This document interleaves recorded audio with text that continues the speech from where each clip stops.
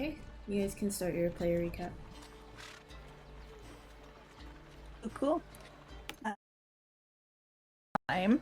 We were in the city of Duras. Rita still separated from us, but trying to get back together.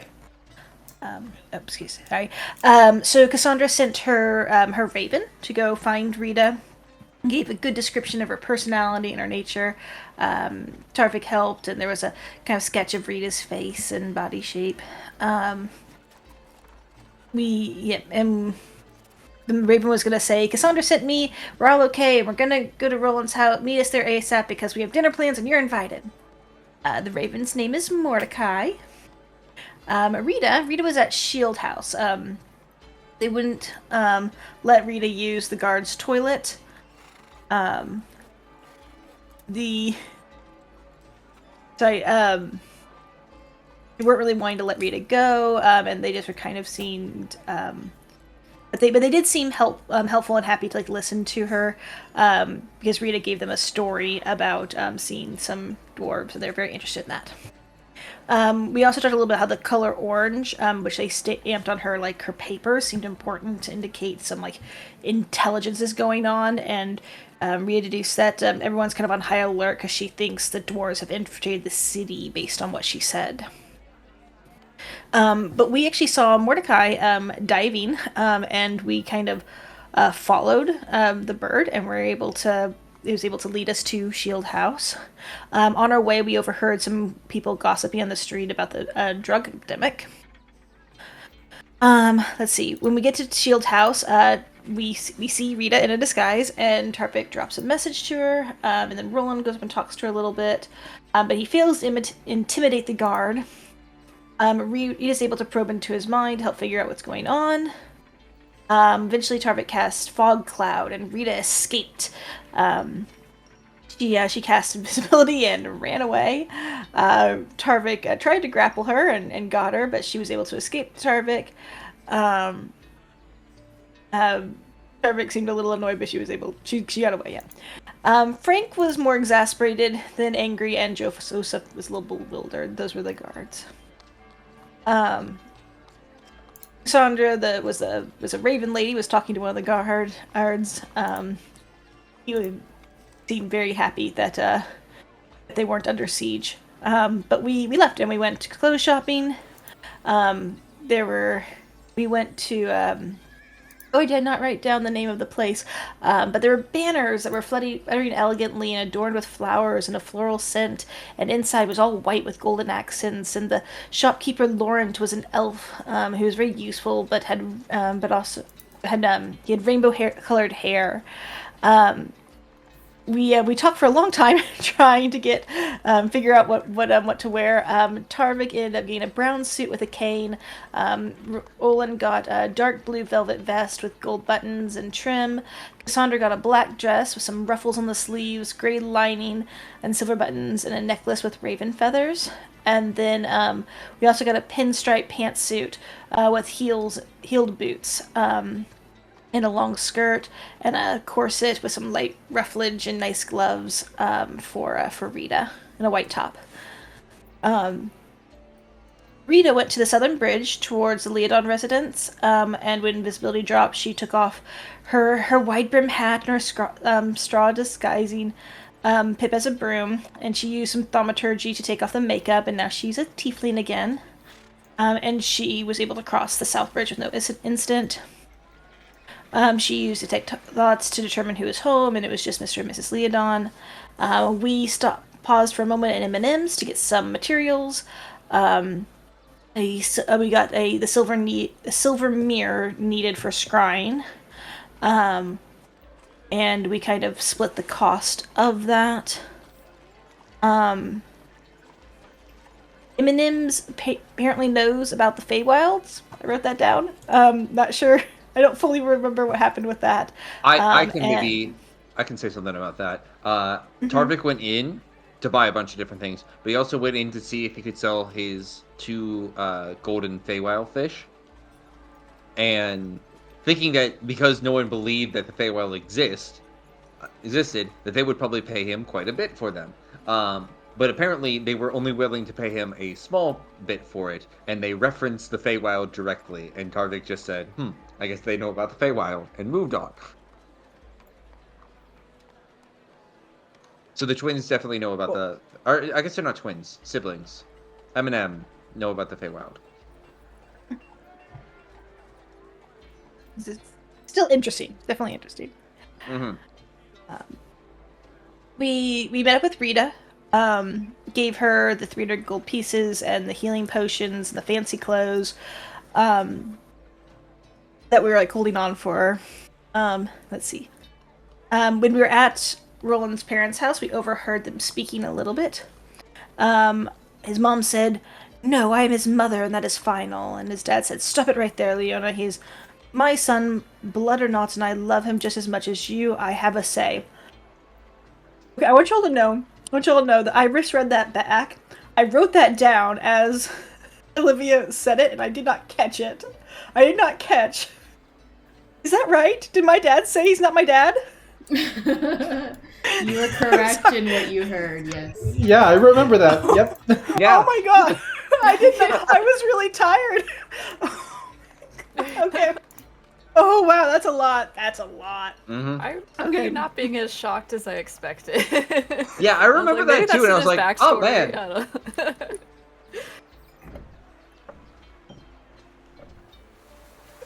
typed it up and I just didn't make contact in my brain. Oh god. Okay. It's making contact now. Mom. Mm-hmm. Mom says, "You're right. I'm sorry. But you don't understand him like I do. He's chaotic, does as he wishes on the whim of his desires." And then Dad said, "Well, then we'll reason with his desires." And Mom just chuckled and sighed, said, "Why I love you. You're so structured and determined. Can we please stop talking about this for now?" And then they went off to bed, and it was gross.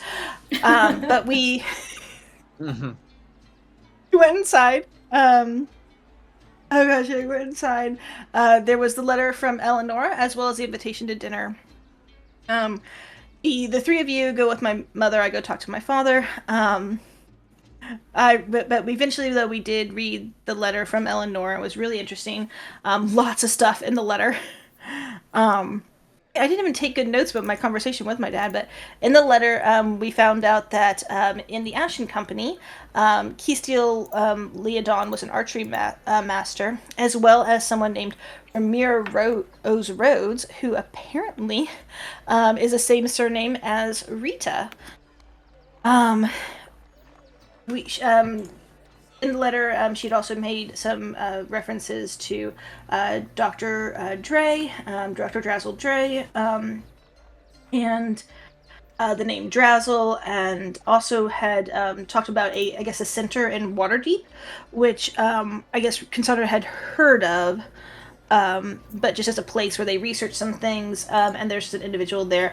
I think we were looking at the staff, looking at the the cursed staff, the cursed trident, I guess, and it's potentially how to destroy it. I'm not sure that's high on our priority list anymore, but I think that's why that. But the Ashen Company was by a bard named Ed Sheeran, that just told about the adventures and something that happened at Witchway, and all of that. I think that was the gist of all the things in the letter, but there was so much. There's a lot there. Sorry, and I'm still processing something I did not catch before. Fair.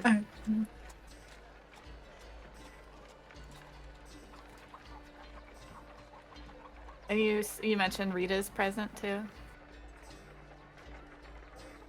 Got her. Rita's out. present. Yeah. Oh yeah, she got some clothes. Yeah.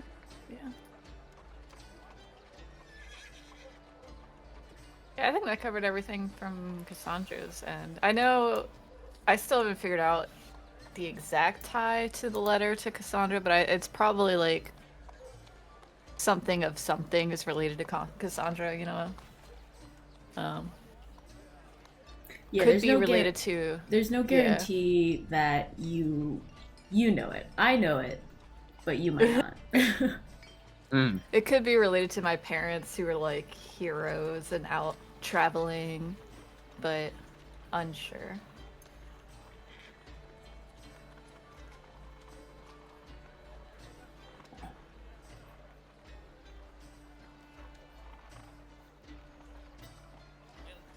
All right. Anything else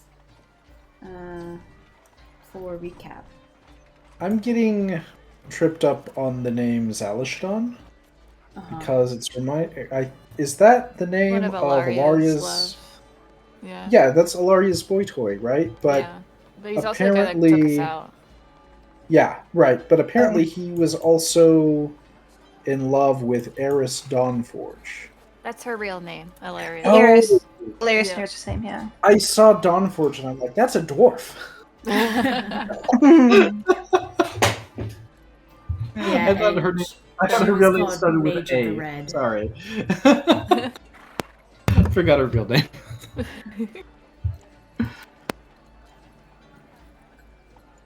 It's been a little while since we had Alaria lore. Yeah. Since like the very, very, very beginning. Yeah. All right. Then with that, we can jump into today's session here.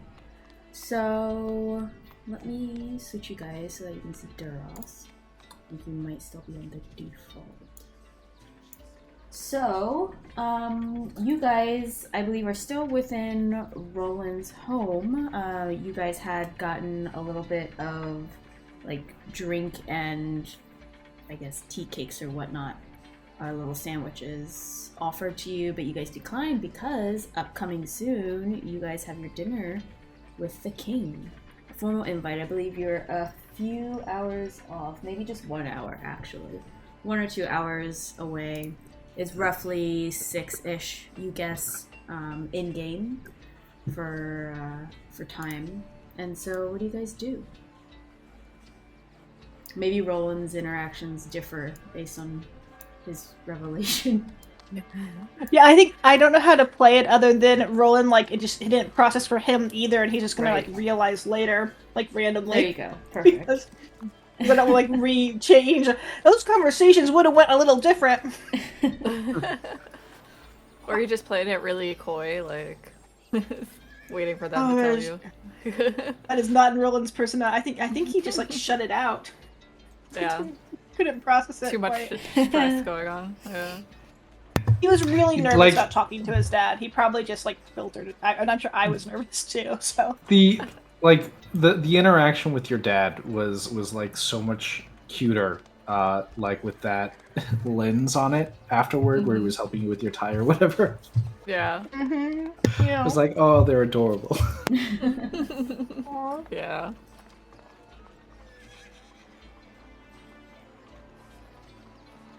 Cassandra's ready to go. Yeah, you guys She's are- definitely gonna hide like a dagger in her boot. Okay, cool. You slip one in there. Ooh, are we gonna be not To armed wear our armor, right? for this? That's why Tarvik got the They're probably cane. gonna search He- us, right? Yeah, Tarvik's gonna bring the cane as the weapon. Yeah. Slash magic also helps. So Yep. Roland's gonna just have his arcane focus. I guess he doesn't really need much else than that.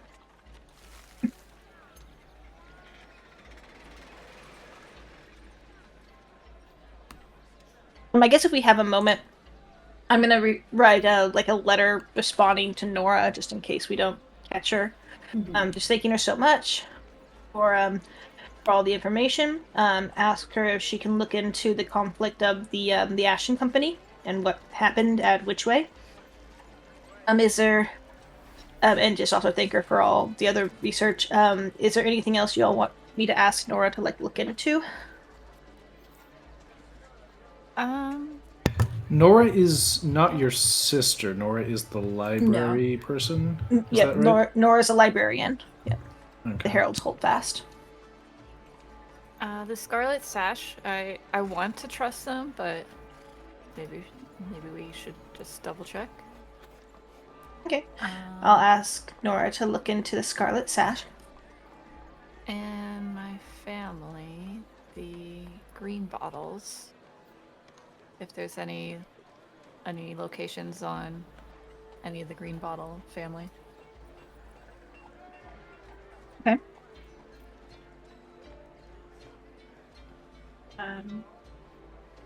You want anything in particular? I guess yeah, because there's a green battle that we know about already, and my aunt and uncle, but Gnias, them, and Finnan. Oh, I misspelled Gnias. That's And my Finnan dad, with mom. 2 N's in the middle, Oh, okay. So I've been misspelling that in my notes. but it's fine.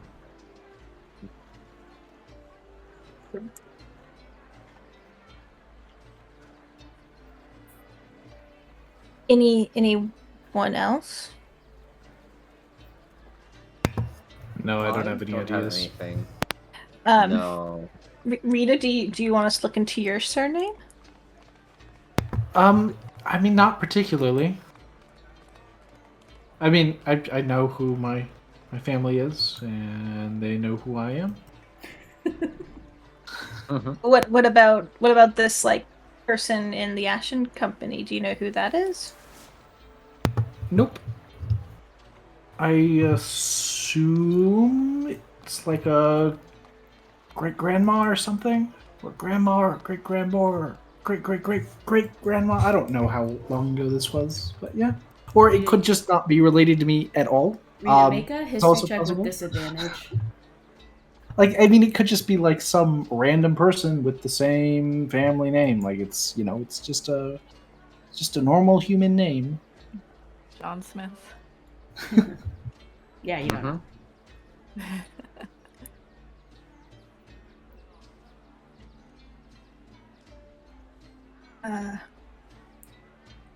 What were the first 2 things that you wanted the Holdfast to look into? I'm writing it all down. Okay, if perfect. that Thank helps. you. That helps so much.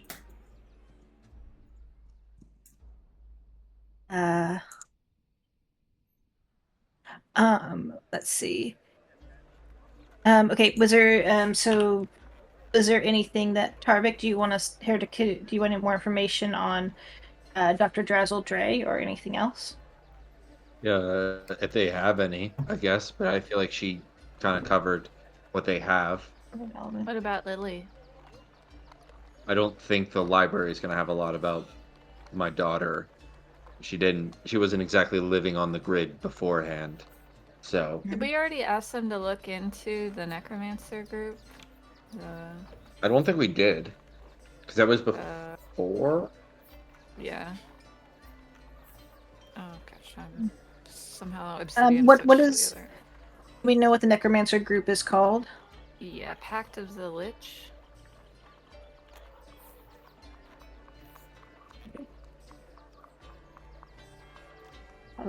Lich. And you said you did want her to look into the Scarlet Sash, right? Yeah. Can't I spell know this sash. is a lot, but I'm gonna copy the picture I did of the castle that was in that one vision with the Raven Queen too. Let's see if it's in any of their books.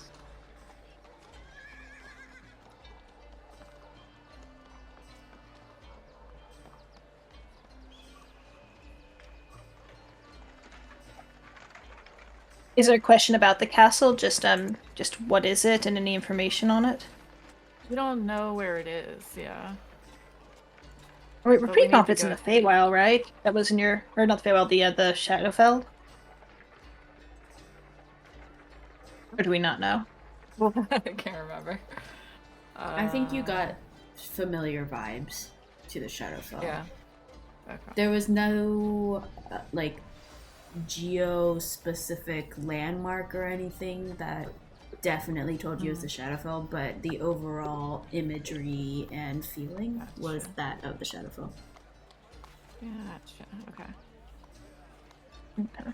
You're talking about the vision with the pond, right? Like the lake where she fell in. Yeah. Okay, so they probably won't have information on that. Unless you're We can still ask. Yeah. Okay. Well, and they're Holdfast, I think, is also like a network a little bit. I mean, I don't know if Roland knows this or not, but I think they have ties to, like the Harpers and stuff like that. So I think they can. Yeah, They can, Rolen like, is familiar. I mean, you spent so much time there as a kid. It was just your second home, so you're very intimate with the knowledge.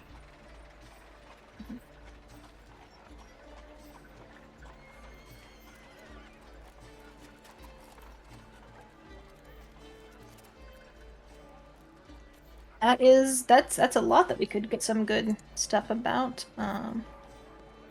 Let's see, I think I do in my memory. I thank her so much for research and helping us. I wish her a happy birthday. Do I know how far away our birthdays actually are? She made mention of wanting to do something, right? Yeah, you have different birthdays. She was just mentioning that because there's like an overlap time where you guys are both 70, and she thought it would be fun for you guys to go have dinner and just like celebrate that year together. If that makes sense. Just like, oh, it's funny, we're both 70, like I'm an old woman, you're a young boy. Yeah. That's it. Okay. I'm going to put this into chat, but yeah, it is paraphrased. Okay, perfect.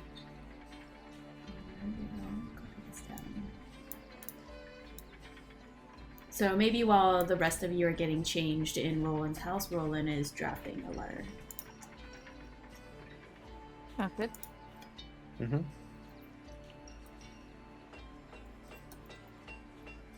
Cassandra will ask Rita, what do I do with my hair?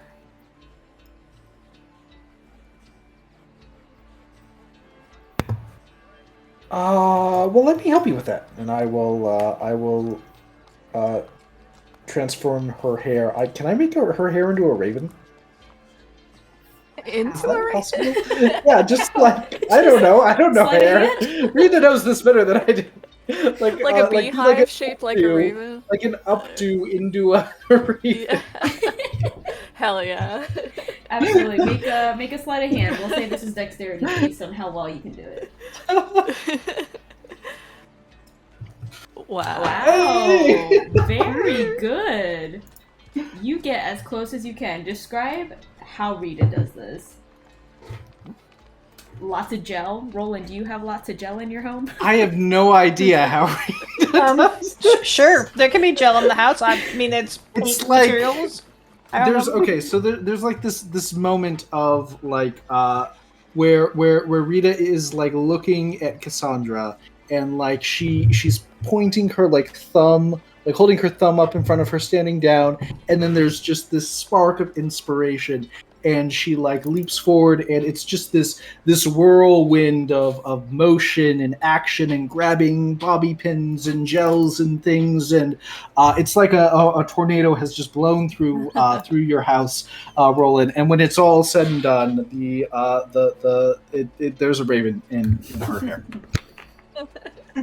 Yay. Your hair feels very stiff, Cassandra, but it's shaped like a raven. I instantly like go to a mirror and just like get so excited, and I give Rita a big hug. I hug her back. Thank you. You are very welcome. It's perfect. I think so too. Are you going to do anything special with your makeup or anything? Oh, I mean, I think I have done enough with makeup for today. I'll just, I'll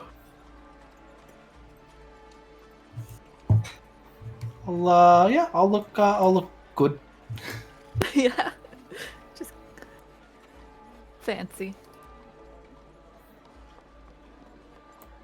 Awesome. How about you, Tarvik?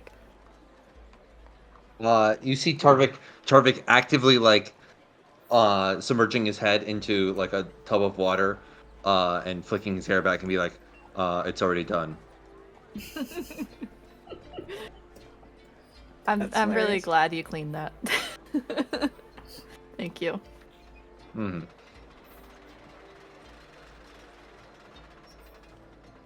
And we're ready. All right. I think I'm there too. I know, but Roland's you were just like writing your letter. Yeah. Mm-hmm. Okay. Are we gonna So, go directly, yeah, or do we are have you- something else to do? You guys leaving the home? Yeah, let's show up. Let's go.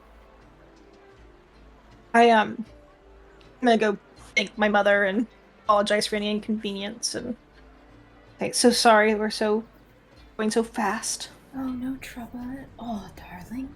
She gives you a tight squeeze. Gives you a hug.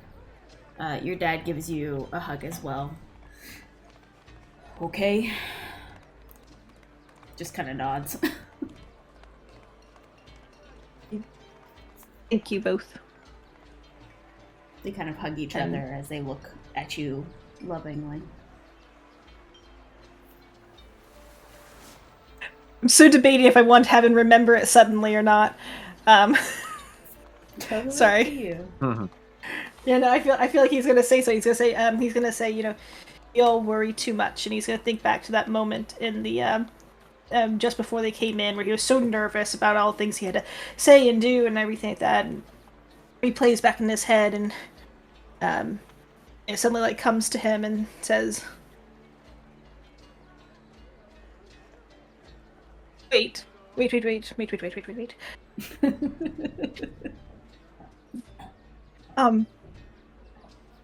Just before we got here, what were you talking about in the corridor?" You can see your mom just kind of puts like a quizzical face on. Your dad, blank face. What do you mean, darling?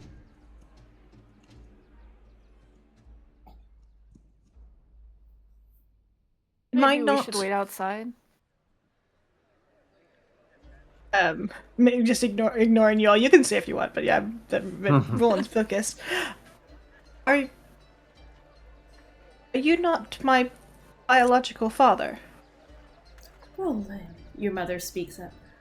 Darling, why would you say that? Of course he is. What makes you think that he's not? Your As you dad said just it has a out blank loud. face. Can I insight check that? Yeah, go for it. Yeah, hang on. I gotta get this up. Mm-hmm. 21. Okay, give me a second.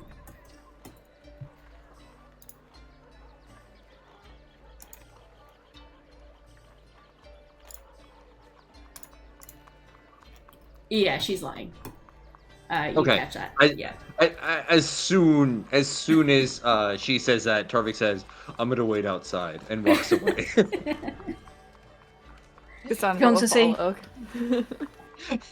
If you have any love for me, do not do me the disservice of making me believe I did not hear what I heard.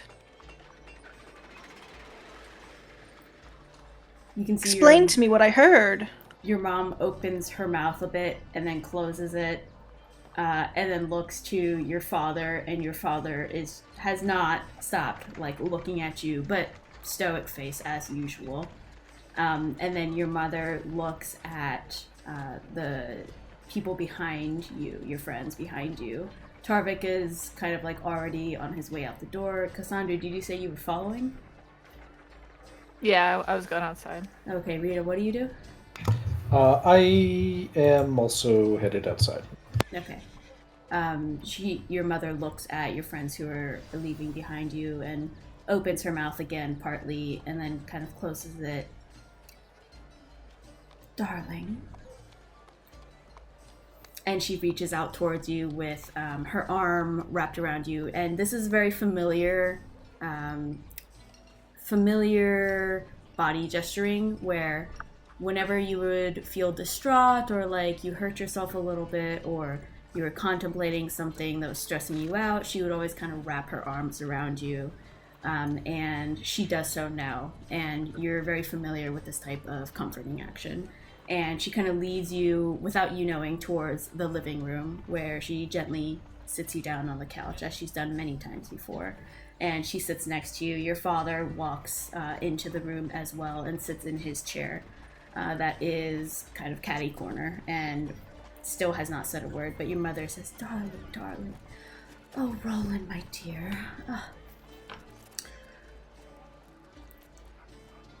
I'm not quite sure what exactly you think you've heard, but dear, we are your true parents.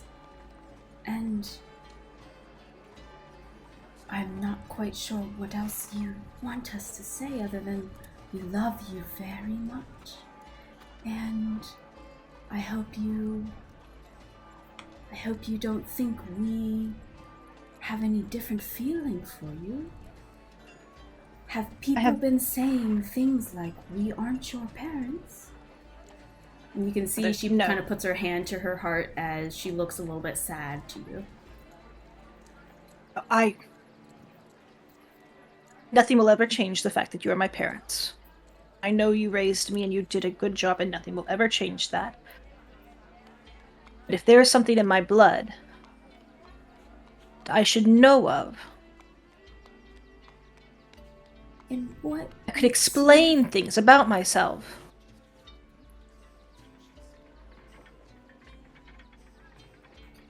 And, my dear, what makes you think there's something in your blood? Has someone been telling you things? Just what I overheard you saying just moments before we came here. Again, you catch her eyes drift very quickly to your father and then back to you. Go ahead and make an insight check while we're having this conversation, by the way. Nope. Alright, well, she's uncomfortable and you can see she's sad.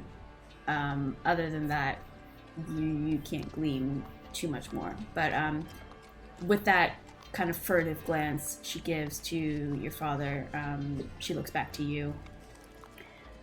My dear Rolen, I'm not quite sure what you want me to say here.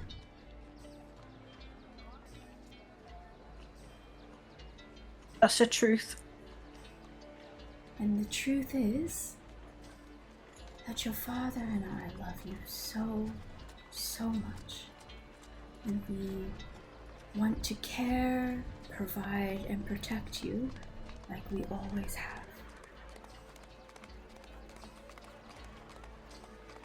You're speaking to me as though I'm a child that Rolen, resides you still in are your our child. You are, and you always will be. I am 70 years old, Mother. That's so funny. Yes, and a young age that is.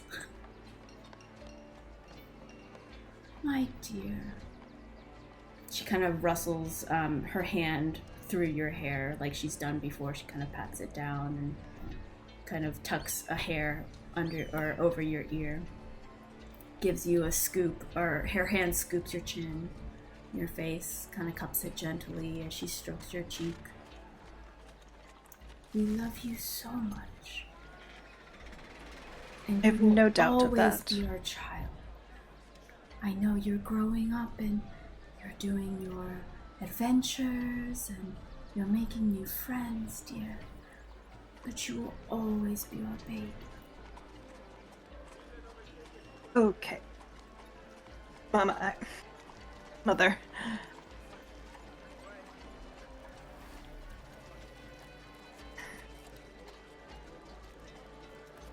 I have to go.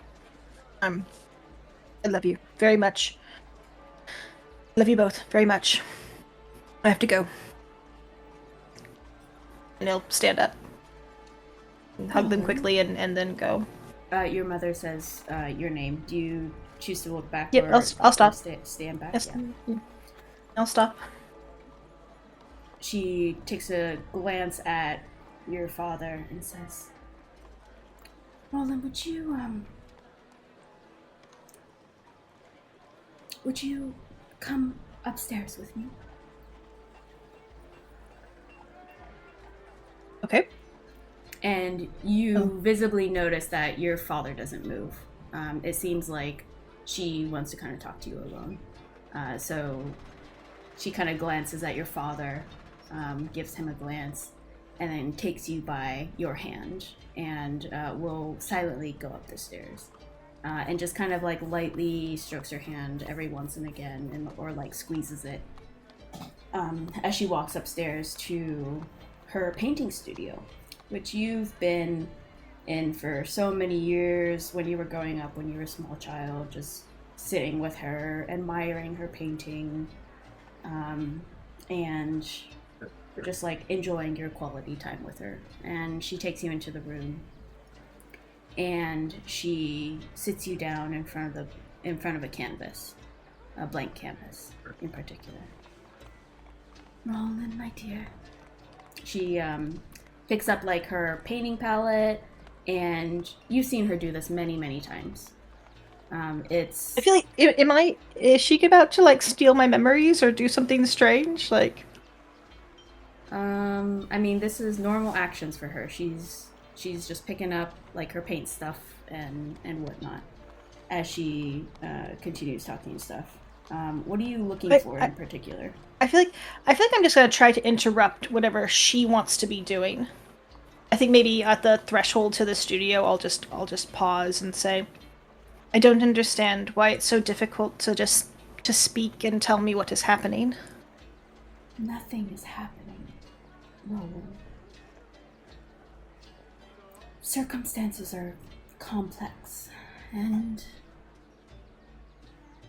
all that I can say, all that we can say, is that we want to protect you. Come, sit. I'm going to go. No, I'm not going to sit, Mother. I'm going to go. There are no answers to be found here, then I'm going to go. And I'll like stay there looking at her until she says something. No answers that you're willing to listen to me about. Come, sit.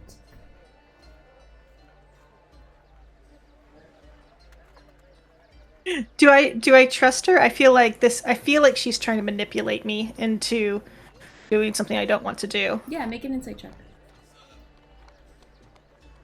Insight. A little better. She wants you to sit down, and your mother has been nothing but good to you. I mean, you know that she was tense earlier on the couch, and you know just based on your intelligence, even though you had a bad insight, you know she's being evasive. Like, just pure intelligence-wise, her words, her word choice, everything she's saying, she's being evasive. Give me a second, hold on.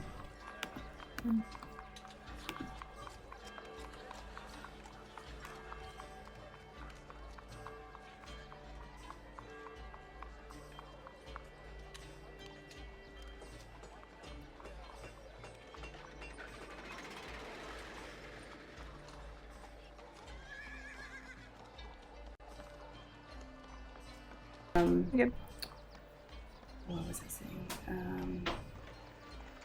Right. So straight intelligence, you know that she was being evasive, and even though your insight wasn't great into like what her actual feelings and what her intentions were, but now based on her actions, she's not indicating like she's trying to hurt you or anything. She's asking you to sit down. You have your own feeling of, you know, like you just want straight answers, but like your past history with her is not indicative of she's ever tried to harm you or anything. She's just asking you right now in this situation to just sit in the chair. You can deal with that what you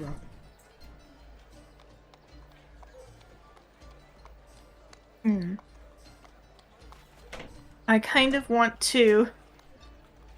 I'm gonna pause. And I'm gonna think in my head. Goat man, are you there? A few beats passed by. Nothing.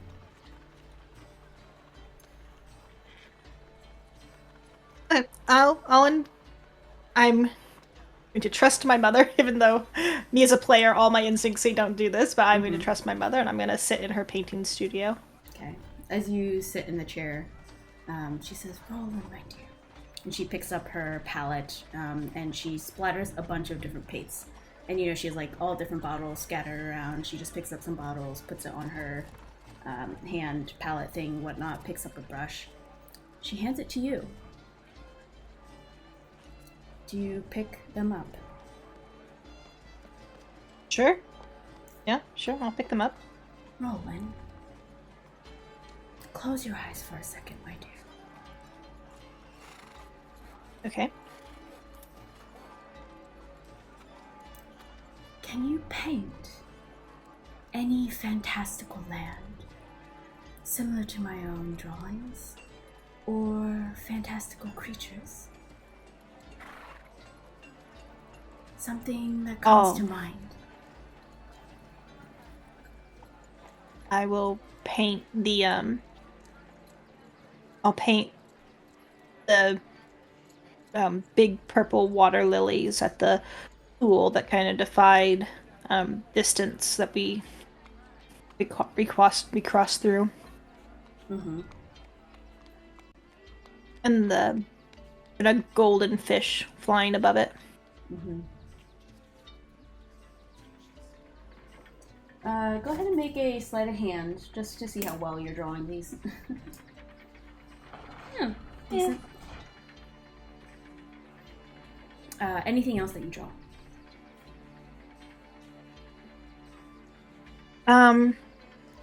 She kind of looks at these images. Oh, beautiful. Any creatures? Not gonna draw the goat man for sure. Okay. But I will think back to that, experience in the Feywild. I'll think back to subjects in the painting that's in Colonel Seagarden's, office, and I'll mimic something I've seen from it. Mm-hmm. As you're painting, you see your mother just kind of stand catty corner to you, just observing. I'll ask her, what does the painting do? Well, it seems that this painting needs to be analyzed. I'm going to send it to a friend, and she'll be able to tell us more. It seems It's just the paint. It's just the painting that you did, the one in Colonel Seagarden's office, the one that hangs on the wall. But this fish, these lily pads, I've never drawn anything like them, dear.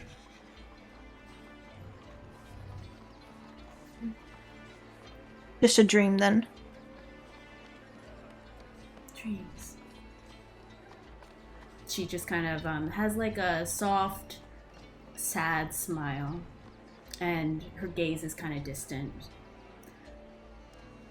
Thank you so much, dear, for drawing this. I know it doesn't seem related, but it is, and I want to give you answers, and I will, but please give me time. You're cutting out just a little bit. When she asks for, she's gonna give me something. She wants to give you answers. Please give her time. And she holds her hand, or she outstretches her hand for your hand, at least.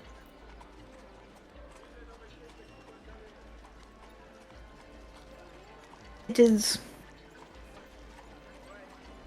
hard to trust. You can see her eyes sadden a bit. But I'll take her hand anyways, and with that, her eyes kind of light back up as she squeezes your hand very tightly. She looks at you very lovingly. Thank you, my dear, for trusting me. I love you. there are things about myself I need to understand. And it pains me that you will not help me. understand them. Time. But I will give it time. Time.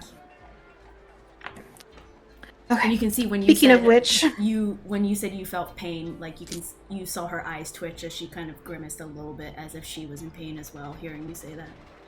But yeah, go ahead. Speaking of which, no time. Dinner with the king. right. She kind of pats your head again, tucks hair behind your ears, kind of tries to smooth it out, but it doesn't, as you know. And then gives your cheek a little rub and says, "Yes, you are growing up, my dear." Who are you shooting the painting to? As I'm like heading out the door. A friend. A nameless friend. She gives you a warm smile and just kind of like shoves you very slightly, like playfully, for you to go on. You said you have no time, my dear. Okay, I'm going. You see your father is still in the living room in his chair, and he hasn't moved a muscle. But he hears footsteps coming down, and he turns his head and goes to get up as he sees you come down with your mother. As he looks towards her, and then looks back towards you, and walks up to you very briskly, and gives you a hug unprompted, which is a little unusual for him. And he's kind of stiff, and he gives you a hug, and it lingers for a few seconds, and he lets go without a word, and steps to the side with your mother. Have a good night. I will. It's been a long day. Let's get longer. Have a good night. We'll speak soon. Your I'm mother gonna does head a outside. very soft wave in front of her, and your father just looks on towards you without a word as you close the door behind them and see your friends outside who have been doing what? What have you guys been doing? Hey, Cassandra, I bet you can't get a hole through the neighbor's window with this rock. Let's maybe not do this. Oh yeah, how much we bet? Let's please no. You're. I mean, Aw. he's having a very hard 100 conversation gold inside. pieces. Do you even have 100 gold? I have so much more than 100 gold. Insight. Yeah, what's that saying? It's not just that. We just got paid. I got a 1. 14. Does Rita have? What's your what are you trying to do? Well, I'm trying to convince Cassandra to throw a rock through a window. But she's inciting on whether you have the money. Yeah. So out of character, I do have the money, but I think just like, I mean, as you guys are like starting to examine her, Rita just is like, and she like starts to like pull like coins out of her pouch to count out 100 gold pieces. Nice. 1. Sorry, Tarvik. 2. This is a lot more compelling. Hang on. I might have something. Okay. Wait. What do I have? I can counter that. I start like tossing a rock in my hand. Okay. Yeah. You know what? I'm gonna let you toss the rock. All right. All Cassandra, right. you tossing a rock at a window, you said, Rita? Neighbor's window? Yeah, the neighbor's window. Is the window open to go in, or you're saying it's closed and you want Cassandra to break it? No, I specifically pointed out like a closed window, so that Cassandra can break it. All right, Can Cassandra. you cast that thing where you can't hear anything? Oh, I could. I mean, could. I absolutely could, but I don't want to. All right. I could. 100 gold. Mm-hmm. I want to throw the rock, so I guess an attack roll. Yeah, All right. we'll do improvised. Yeah. I'll just do it. I'm gonna prepare a reaction, but I think it's gonna be more fun if I wait. Sure.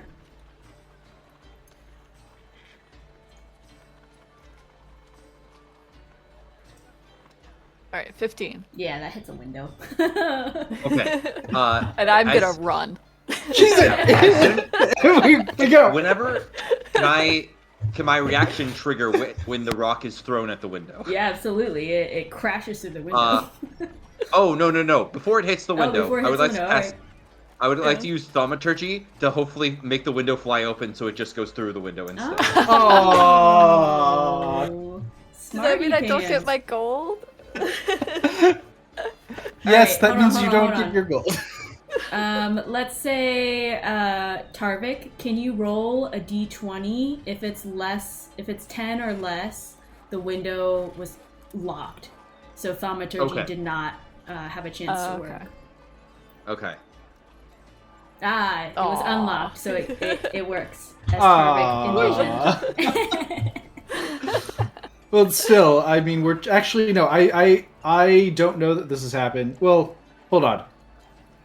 Yeah, I was. I still want to cheese it. I heard you threw the rock Yeah. and you immediately ran away. No, I don't think so. Cassandra would stop I think- running if she didn't hear the No, crash. I said that before your reaction had happened. I think I would have when I thought the window had been shattered. So I think we see this happen, and I just I see it, but then I still want to cheese it because we just threw a rock into a house. I will also recast thaumaturgy again to slam it shut. Nice. So these random people are gonna get pranked. They're gonna come home and they're gonna be Just a like, rock. "Why do we have this random rock in our house?" Or they're already home and I just hit the... Knock someone out. Story tonight. It's a new murder mystery. The window's unlocked but closed, and there was a rocket thrown through it. Teleporting rock. New magical rock. Cool. Alright. That little prank happens. The little future news segment happens here. And you guys run away. Where do you guys run to? To run. But they run, I guess. Alright, they run. I just want to go, like, down the block. Like a Just block around away. the corner. Yeah. Yeah. Alright, and you guys just stay there. Yeah. Just to see if any people come yelling or anything. Yeah. Nobody comes running. No sound, actually. You kind of think back. You're like, huh, weird. Would have thought you'd hear a window smash. Well, I think we saw it open. Oh, did you? Cassandra I thought did. you... Yeah. Oh, Cassandra did. Yeah. Okay, alright. Yeah. Okay, we don't want to wait to see because she has 100 gold right now. Rita's my gold. Actually, funny thing about You're that, still there. Tarvik opened the window, so you didn't break the window. It doesn't count. Oh, Tarvik. Yeah. I didn't. I'm gonna go Why march are up- we? march Why up are to we Tarvik. destroying Like, property? arms crossed. We're literally meeting with the king in like an hour. Rich, Why they are can we afford a actively new destroying? window. We were arrested earlier today for less of a crime than bad. Less than a Well, crime? no, we did burn down a building. Yeah. More of a crime. People died. Actually, I specifically broke many windows today. I think that would be it. Well, Tarvik, now you owe me 100 gold. I don't think that's how it works. I'm pretty sure that's how it works. I vote that Tarvik owes Cassandra 100 gold. All right. Well, Cassandra, if you can find a hold, I don't have 100 gold, so there's that. Next time we earn a reward, I'm gonna take it out of your pay. Tarvik, by the way, 100% has at least 100 gold on him because you saw Yeah, him actually, get the paid. reason Because why I under just an have inside 100 Tarvik. gold. The reason why I have 100 you just gold is accept that because Rolen Tarvik gave me is telling the 300 truth. gold. I expect shenanigans from Rita. Amazing. So you guys kind of corral back, seeing no cracked window. You guys also don't notice any sound coming inside from the neighbor's residence. So Okay, it seems good. it seems like maybe nobody was home, or you knocked them out. One or the other. I'm sure it's fine. You guys. How many hit points do you commoners have? Oh, very Oh. little. So I Yeah, don't like know. 4? Depends. Yeah. Yeah, it's like 4. So little. A rock could kill them. Just like a rock can kill us. Actually, coconuts Yeah. can kill us. So yeah, not that too far off. Mm-hmm. Amazing. Okay. So Roland, you step out. All of these guys are speaking like they just finished a shenanigan.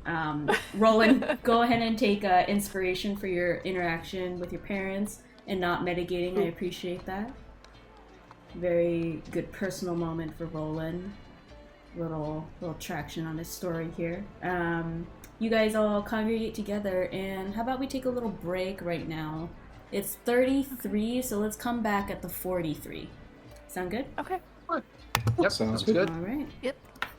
Okay, so you guys have just convened together, and where are you heading? A quick question. Did we get a short rest through all of that? How long were you guys there? I mean, long enough to get roll in to do a dressed for the painting. king. And the painting, yeah. All right, sure, yeah. We'll say you were there for an hour. Do we have the invitation? What does it actually say, like where to go? Yeah, your parents gave it to you. Here. Show. Yes, you see it? Yep. Oh, it's for our group. Tarvik The has to say royal death house. witness. Oh.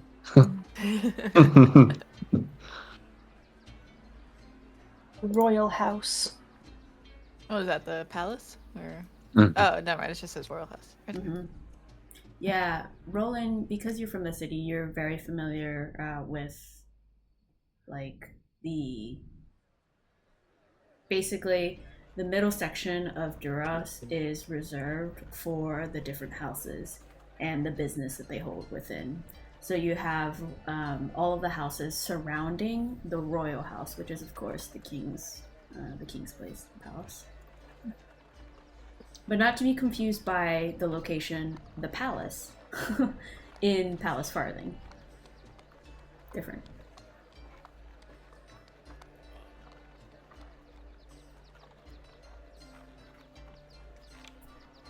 What exactly is the palace? The palace is a very nice restaurant. Gotcha. I- So we should walk towards the royal house. Mm-hmm. All right, you guys move to the royal house, and along the way, because you're probably going the shortest way. Correct me if I'm wrong. You kind of make your way through this way, and you kind of hear the noise of the market, and something strikes your ear very clear. It is a newspaper boy's cries, and you hear him cry out, "Freak fire caused by kitchen mishap! Brave adventurers, open up Vermeyen mine! Get a job to mine in Vermeyen! Residency checks among looming war! Recommended curfew of 4 bells past sundown! Who will take the throne?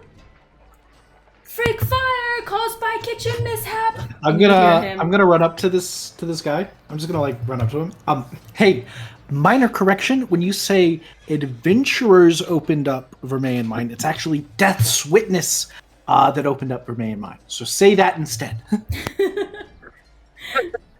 Yeah, he looks towards you and says, "Well, if you buy a paper, you can strike it out and correct it yourself."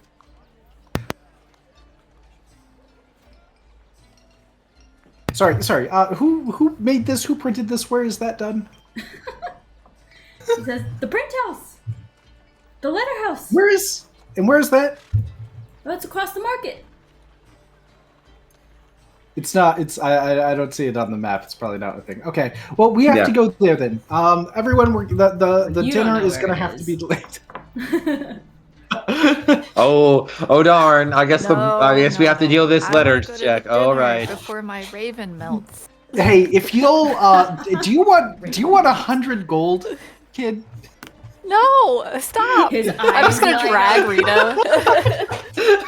That was a joke. Haha. His eyes are now sad.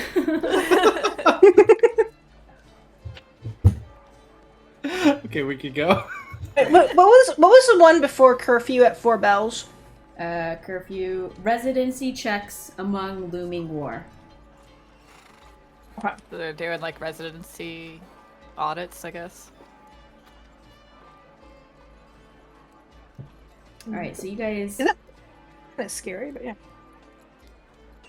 You guys continue forward, and once you reach this area, you notice that there are more guards, significantly more guards that are patrolling throughout, and they kind of look towards you guys, and one of them at the very outskirts here will stop you, joined with a few other guards who are kind of in the area, who kind of look on to this interaction. The guard stops you and says, "What's your business entering this area?"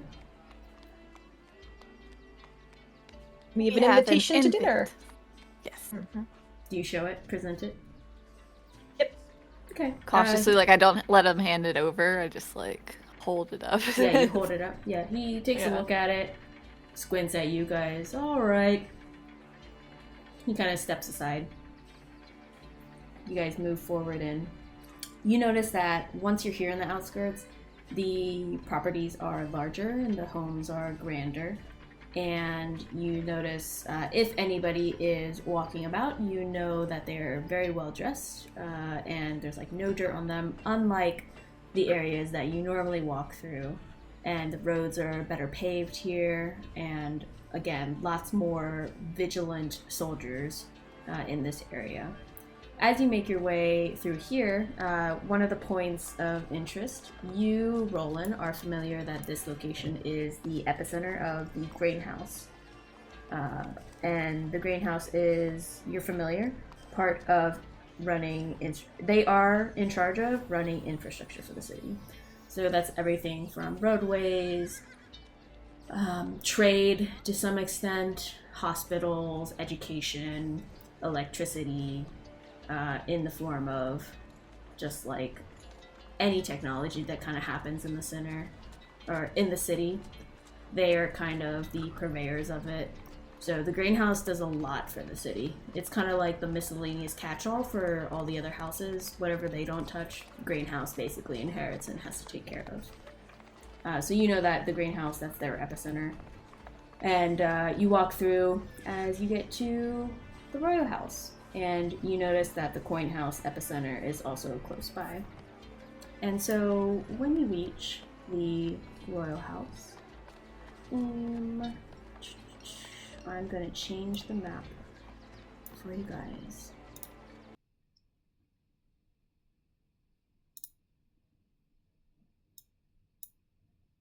Alright, you guys see yourselves in front of a very large estate. It should be on the left side if your page loaded you a little bit too close to visually see everything, but you are presented with a very large, very white kind of staircase that leads up, and it has some guards posted that you see to the sides. You walk past them, up the steps, and some more guards await you at the entrance of these double doors. As you approach, the guards kind of step forward and point their spears so they crisscross, blocking your entrance. Who enters? Yes, Witness. The audible groan from Tarvik in the back. Mhm. Invitation? Hold it out. Yep. Alright, you hold it out. He will try and grab the invitation from you. Do you let go? Yes. Okay. You let go. He takes a once over, gives it back to you, and they uncross and the doors open up in front of you as he knocks twice on the door as they open up. And opened. As you guys look upon the entrance, you are met with an attendant. Right in the middle, seems to be awaiting your arrival. As he greets you, "Good evening. Welcome to the Royal Palace." As you are being greeted by this attendant, you see Michael Dune and Zeke are actually walking away from you guys, not having noticed your entrance. They seem to have been coming from your general direction, though, and they kind of vanish off to the side. As you enter... did someone say something? I was going to ask if there was any trace of an owl bear on Magic Michael Dune. Oh, no, you didn't see an owl bear. Or... Oh, an injury? Okay. Go ahead and make a Feathers perception. Go ahead and make a perception. Yeah. Yeah. You don't see Does an he owl seem bear. like he's... All right. Let's see. That for sure doesn't warrant a check. 27. I guess on his... he has long sleeves on, but you see his hands have some semblance of some marks. Okay. All right. You saw them round the corner and disappear. And before the attendant gets in more than a sentence, you hear here in the corner, you see Tom, Jerry, and Layla. And Layla makes an audible sigh. Oh, finally. Tired of waiting. As the attendant finishes his greeting to you, says, "Good evening. Welcome to the royal house. Please, this direction," as he motions his hand to this opposite area, where you see like a chest, a very big open chest, like closets of sorts, I guess, or wardrobe. Wardrobe is more what I'm thinking of. Wardrobe, as he tells you, "Please don off all armor and weapons, and please place inside here." Okay. Cassandra will do so by leaving the dagger in her boot. Mm-hmm. Which of the two Put a parties lockpick is? in their other boot. What'd you say? I was gonna ask which of the two parties is hotter, like with our fancy dinner duds. I was also going to ask that. Are we fancier than them? You both have the same level of fancy, but definitely different styles. So you guys are more of like a classic, and I think Tom, Jerry, and Layla went a little bit more like, not devilish, but a little bit more saucy. You see Layla has like a very blood red mixed with black, very revealing dress on that's very skin tight. You see Tom and Jerry kind of matched her vibe. You think that she probably definitely made it not an option for them to do anything other than matching. She forced their hands. But they're kind of background though. Their suits are a little bit lighter in color, still same theme, like still some reds and blacks, but they're a little bit darker or lighter in shades of gray and such. So she definitely stands out amongst the three of them. You guys are comparable, but I would say you have more like finesse. Like there's finer details in your clothing. So I think in terms of like style of matching a like formal gathering, you guys are the same, but you guys definitely have higher quality clothing.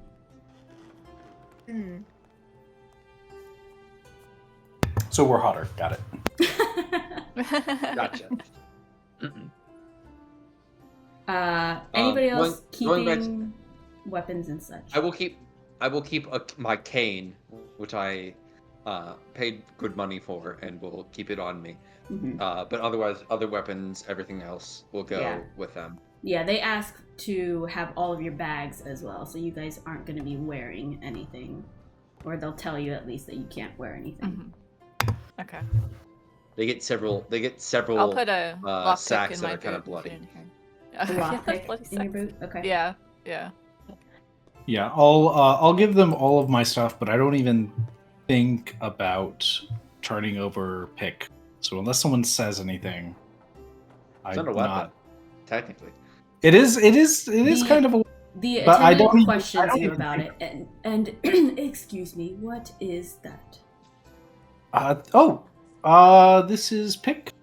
Have you seen one of these before? This is Pick. Probably haven't. I have not. Pick is great.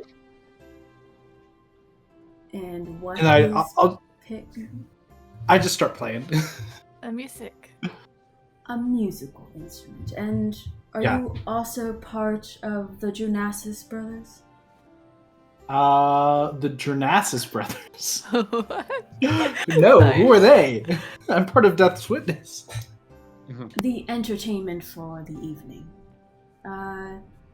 You may bring it, but please do not play unless you are asked by the evening entertainment to join in. Okay, We want to great, be because- respectful for their performance. Great, because like Pick is pretty much my best friend, and I would be so bummed if Pick didn't get to come to dinner. He just gives like a slow nod. Understood. Yes. And please, after you've donned off your items and your bags, follow me. And you guys will go ahead, and I'm trying to grab your tokens. Will one of let me?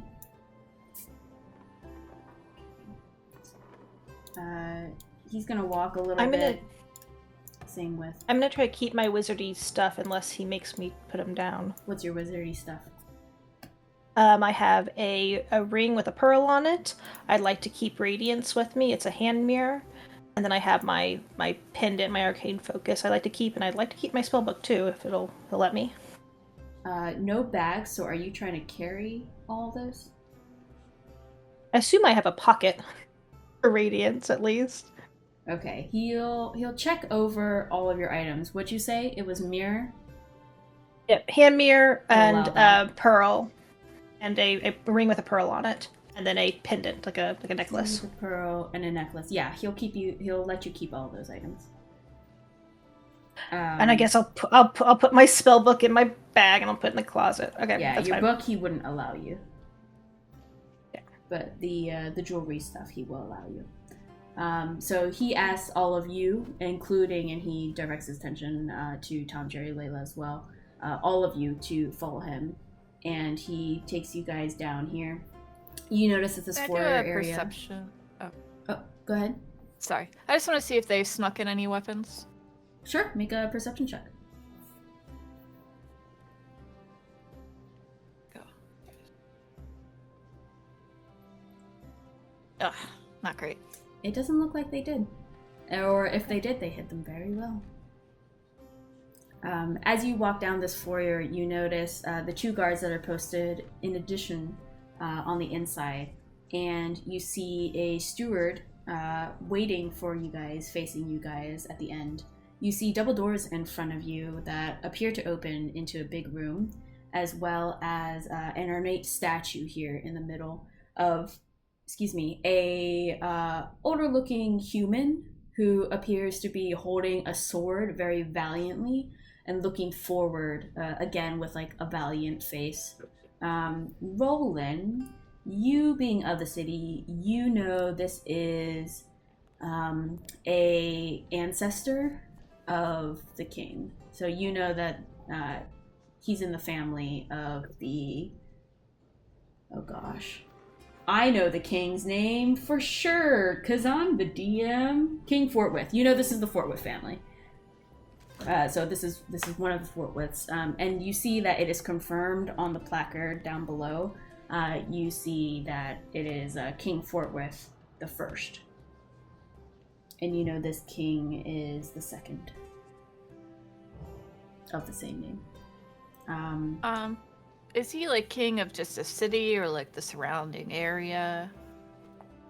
He's king of the kingdom of Skylark, and so it encompasses okay. a few different cities and villages, Okay, cool. including Parador. Thank you. Would it not include Baldur's Gate or Waterdeep? Are those too far away? Correct. They are different. Yep. Kingdom of Skylark is relegated to this northern bit of land that is a little bit more rural and not alongside the Sword Coast. It's very isolated up here to the north. But you know it's a... Yeah, you guys know your history. The area here is looked down upon because it's not necessarily along the Sword Coast where there is a lot more trade and a lot more activity, but it's more or less made a foothold here because this kingdom, like this, not hierarchy, this, whatever, like this family and the people that they kind of fostered here, this civilization, they made it in the tough, like, winters and, like, the tough conditions of the north. So they kind of found some mines, they made money, and they were able to survive up here, which makes them really tough. And even though they're not as grand and as big as some of the Sword Coast cities, they are making a name for themselves and they're up and coming. So, Cool, thank you. You also notice alongside here, there are 2 tables alongside the foyer area that have like gold lions on them, or at least they look gold to you, just kind of facing the door as decoration. Very ornate. And you walk this way. Yes, you walk this way, and the attendant will speak to the steward and say, the Parabor Paramounts, as he gestures to the right towards Layla, Tom, and Jerry. And as he gestures to you guys, he'll say, and Death's Witness, as he nods his head to the steward, and he moves back towards the doors. And he will go ahead and close the doors while the steward will welcome you and say, welcome to the royal house. Please follow me. And he will take you down this left hallway. And you'll see 2 guards that are kind of posted up here alongside the left so as to not get in your way. And you'll see the steward kind of pause here at the front of the doors. And he'll say, please, if you'll line up in the order that I call your name. Ms. Layla. And Layla will line up. Mr. Tom. And Mr. Jerry, please, behind. And they'll follow in line. And then he'll say, Ms. Cassandra. And he'll gesture for you to be right next to Layla. And then he'll call Rita, Rolen, and then Tarvik. Is this by height?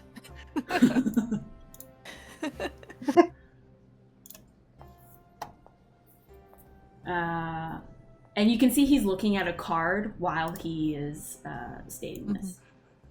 And he says, I will introduce you and announce you to the party that is already inside.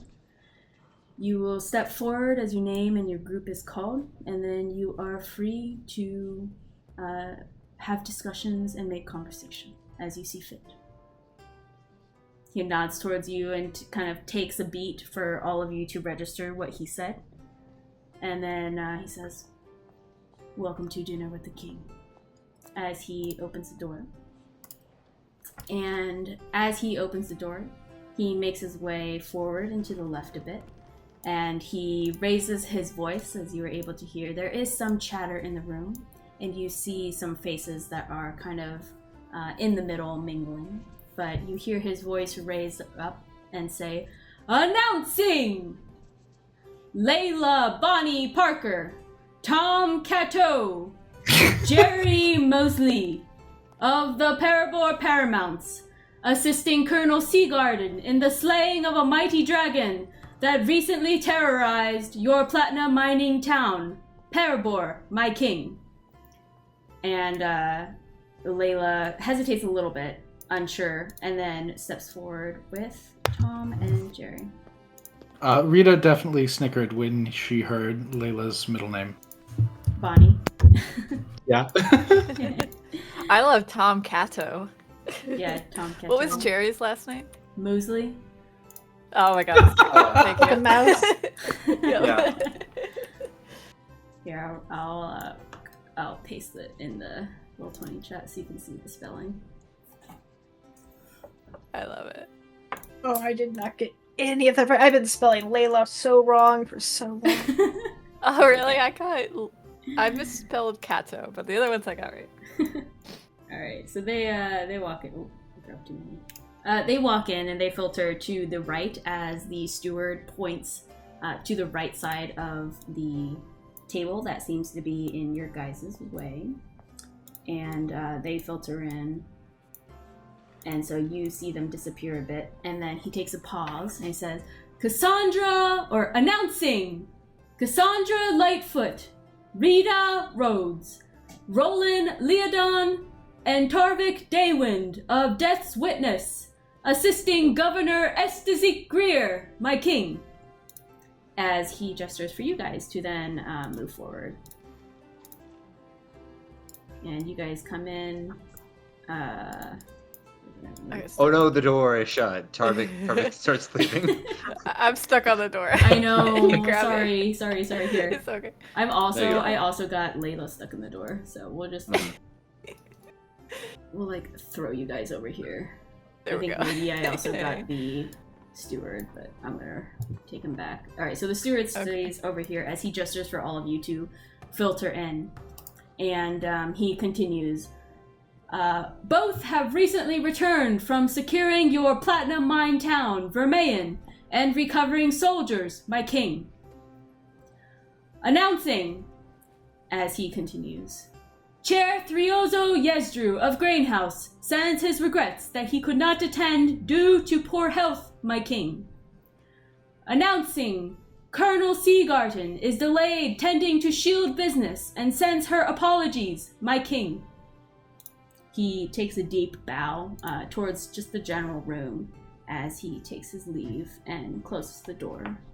And all of you, as instructed, are allowed to mingle. You guys are kind of shuffled through this way as the steward was blocking your way and he kind of pointed you this way. And you guys are kind of left to mingle. What you observe in this room is there are 4 guards posted here where I am pinging. You see them stock still. You do notice that these 2 that I'm pinging just now have special like cordage, I guess is how I would describe it, around them. One is blue, the blue one is here, and one is purple over here. As you see, that distinguishes them from the other 2 over in this corner. You see a very large room with 2 rows of tables with dining set, which is very nice, and then a front table up here with just 2. You notice a kind of plain-clothed young boy right here, who just seems to be kind of standing very, very close to the wall, trying to kind of be invisible. And you see the room is filled with a bunch of people. Starting from the left here, where I am pinging, you notice a group of 3 people who seem to have various instruments with them, as well as like a case on the ground behind them. And right now they're kind of strumming very light background music. And you notice that they all kind of look alike. They all have brown hair. They're humans, and they are roughly the same age. They're young, not super young. Young adults is how you would characterize them. And they seem to be softly singing in the background. I moved this was my announcement. And you see Michael Dune, a familiar face, here. He seems to be very close to the bards and away from the people, and he's just kind of standing there, hoping not to be seen. You see what looks to be a very regal woman, a little bit older, with blonde hair that drapes down, and Rolen, you would know this as Queen Marjorie Fortwyth. You see standing next to her a man roughly the same age, a little bit younger. Rolen, you would also know this is Viceroy Renly Chandler. And you know that he is a very close helper to the king. You know that in matters of anything, Viceroy is usually involved as well, assisting the king. And standing with them is well known to all of you, as all of you have seen his face plastered somewhere in Duras. It is King Raziel Fortwith II. His image that you've seen in the marketplace posters or from various like hand-stitched, quilted honorings of him on like quilts and such. You've seen his likeness. He is the King of Skylark. A little bit less familiar to you guys, but maybe familiar to Rolen. Rolen, go ahead and roll a history check for the rest of these folks that you might not know. 15. Okay, we'll say you know their names and their faces, but you're not quite sure exactly the extent of their power, but you do know what their status is, I guess, or their label. The word's not coming to me. Their title. This is Duke Grozda Underdelver. He's also kind of in the midst conversing. You also see Master Bartholomew Fortwith. And you are familiar that there is a relation to the king, though, yeah, you would know he's brother. And he is the House of Coin Chair. He is affectionately known as the Master of Coin. That is his title. That is you. You know Zeke. This is Light Omniechi Lutea, and she is the House of White Chair. You know Layla. This is General Ilros Denoth, and you know he is the Chair of Shield. I think that is everyone in this room. Let me just move some tokens here to make sure I'm not covering anybody. Is he a dwarf? Looks He's a not. little dwarfy. Okay. He is a grizzled-looking man. Gosh, am I a racist? He does look very stout. Which house was he of? He is the Chair of Shield. Shield. Mm-hmm. So he's Colonel Seagarden's boss? Superior, yeah. He is the one running Shield. He is the numero uno. At the very beginning, who couldn't make it? The grain dude. Yeah. Chair Thriozo Yesdru of Grainhouse was the announcement, and I will go ahead and post that in chat as well. So, Chair Thriozo Yesdru of Grainhouse sends his regrets that he could not attend due to poor health, my king, is what the steward said. And he also announced that Colonel Seagarden is delayed.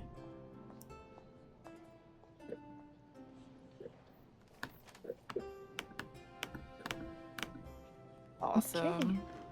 So many. Yeah, there's so many people. So you guys see, let me just double check. I made sure I got everyone. Other than Zeke, who you know. Zeke and Michael do, because you know them. Yeah, so all these people are here, and you see everyone kind of just starts to mingle, and you see actually that people kind of go back to conversation. It seems like they were here for a little bit, and they were already kind of talking amongst themselves before you guys came in and were announced yourselves. Some of them kind of look towards you and smile, and are inviting you to go ahead and kind of come up and talk to them. You see Omnichi Lutea, kind of smile warmly towards all of you. You also see the king smile towards you guys as well. Same with the queen and Renly. Here, the viceroy. You see Bartholomew is laughing very joyously with a cup of ale in his hand, it seems, or some kind of liquor, as you can smell, as he kind of spills a little bit as he's clapping towards all of you, as he says, "Congratulations!" You can kind of tell he's a little inebriated, but very, very joyful as all you kind of come into the room. What do you guys do? Oh, I'll I take wanna the go box up to real Zeke. quick. Oh, I was about to say, oh, okay, you go first. You're good. Okay. How's it going, Zeke? Hmm. We're Right still then, best friends, right? Y'all are here. He just kind of nods towards you with like a grimace on his face. Have you been up to Parabor lately? Nope. All right, I'm gonna go walk over here then. He like just kind of walks away. I just wanted to give him a hard time. Hard time given. Alright, you can do what you were gonna do, Tarvik. Okay. Tarvik would like to grab whatever alcohol is readily available and join Michael Dune, not in conversation, but in awkwardly trying to avoid as many people as possible. Nice. Yeah, for sure. So there are people, so there are servers that come out every now and again with trays that they're kind of balancing, and they kind of move through the crowds offering drinks and little like appetizers. So they Is move Tarvik through. gonna take an entire tray? Just like a full tray? Does he? Does what? Does Tarvik just take a whole tray of drinks from one of these servers? No, but before I heard there was also appetizers, I was going to be like, Tarvik takes 2 drinks, one in each hand, and just is continually having at least one, like one drink is continually full, one is like half full almost continuously. But with appetizers, I think he just has a drink in one hand and like is like weirdly trying to balance like 4 or 5 appetizers in the other. Yes. And it's just standing there. I feel that pain. Don't have enough hands for a standing gathering. No plates were offered. Yeah, so there's definitely drinks and appetizers being passed around by the servers who kind of make their way in and out of the room. So assume someone's there. I'll keep that server there. All right, cool. So Tarvik kind of posts up in a corner there. Cool. What about everyone else? Rolen wants to talk to Ammonite Lucia. Great. She was inviting you with a warm smile towards all of you, and as you approach, she introduces herself. She says, "Hello, my name is Light Lutea, Anechi Lutea, and you were, I believe, on the announcement, Rolen, yes?" Indeed. Pleasure to meet you. Rolen Leodon. Pleasure is mine. Pleasure to meet you. Mr. Leodon, thank you for your service to our wonderful kingdom.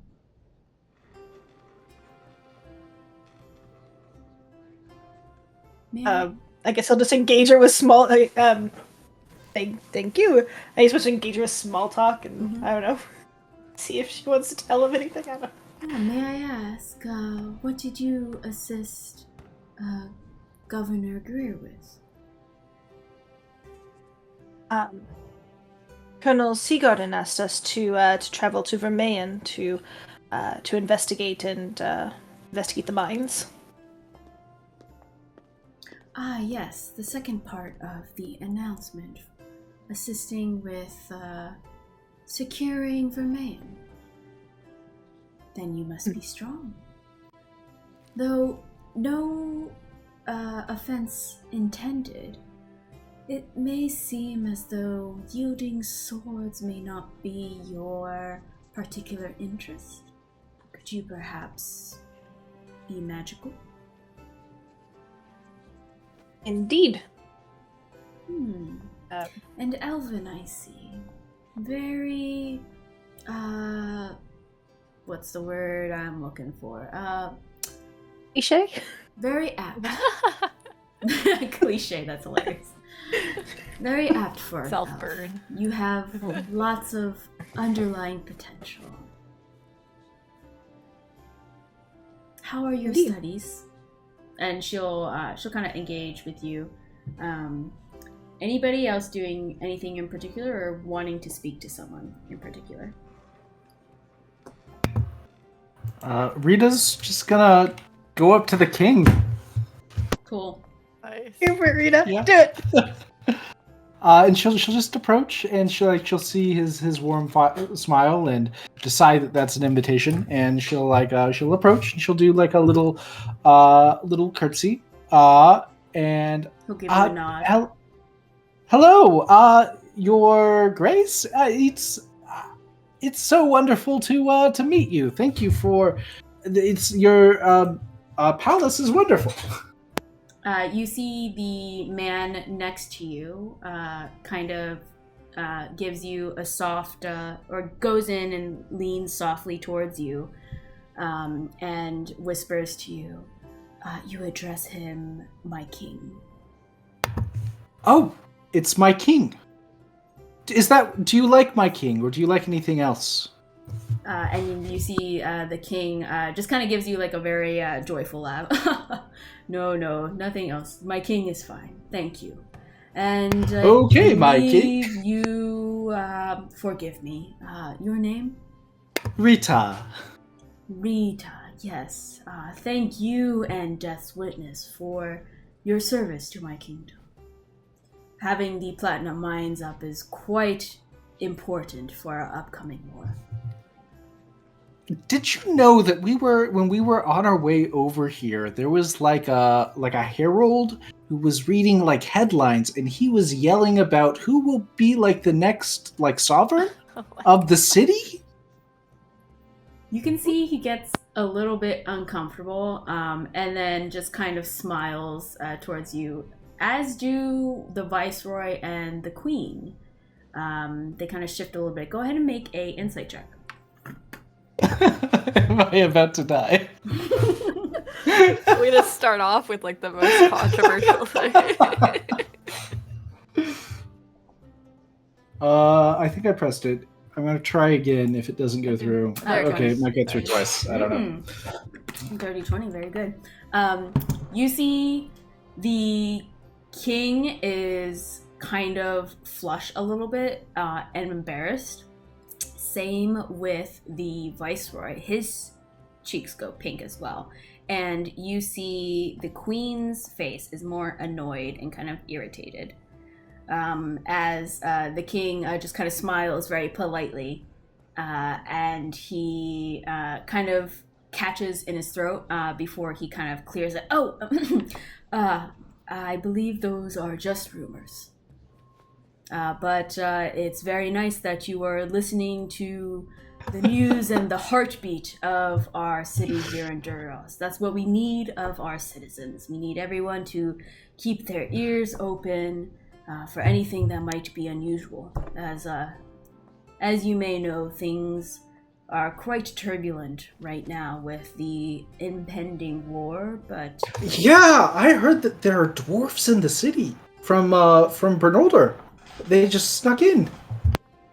He kind of looks a little bit quizzical and says, "Oh, well, very interesting. I believe perhaps maybe the general will be a better person to speak to."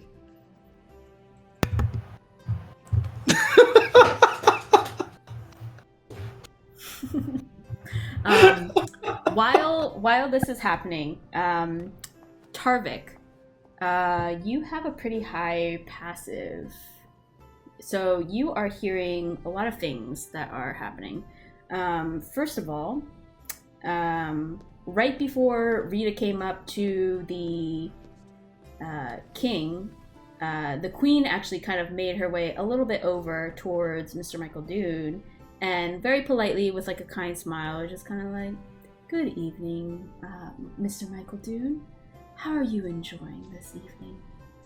And you see Magic Mike was really uncomfortable, and he kind of blurts out to the queen, how's your fertility potion working? And you see the queen is a little bit, tries to kind of bounce that off of her as if she didn't hear anything, and she just kind of politely smiles and just kind of like returns back to where she was, not engaging with Mr. Michael Dune anymore. And you see Mr. Magic Michael Dune just kind of crosses his arms, says, "Oh, that worked," under his breath. And he said that worked? Yep. Good. I give it. If he can briefly look back at me, I won't say a word. Mostly because Tarvik's mouth is full of like pigs and blankets or something like that. Yeah. He'll give him a thumbs up and be like, and like kind of like a golf clap, trying not to spill his drink. When she went back to the king, you heard her say to the king, "Zeke hasn't been adjusting well to the demotion, but he looks calmer tonight." As you see the king just kind of nods his head as he looks on towards. Another thing that you would have picked up with your passive, you notice a very brief glance and demure smile from the king to the viceroy. Oh. And who else is in your vicinity? Grosja?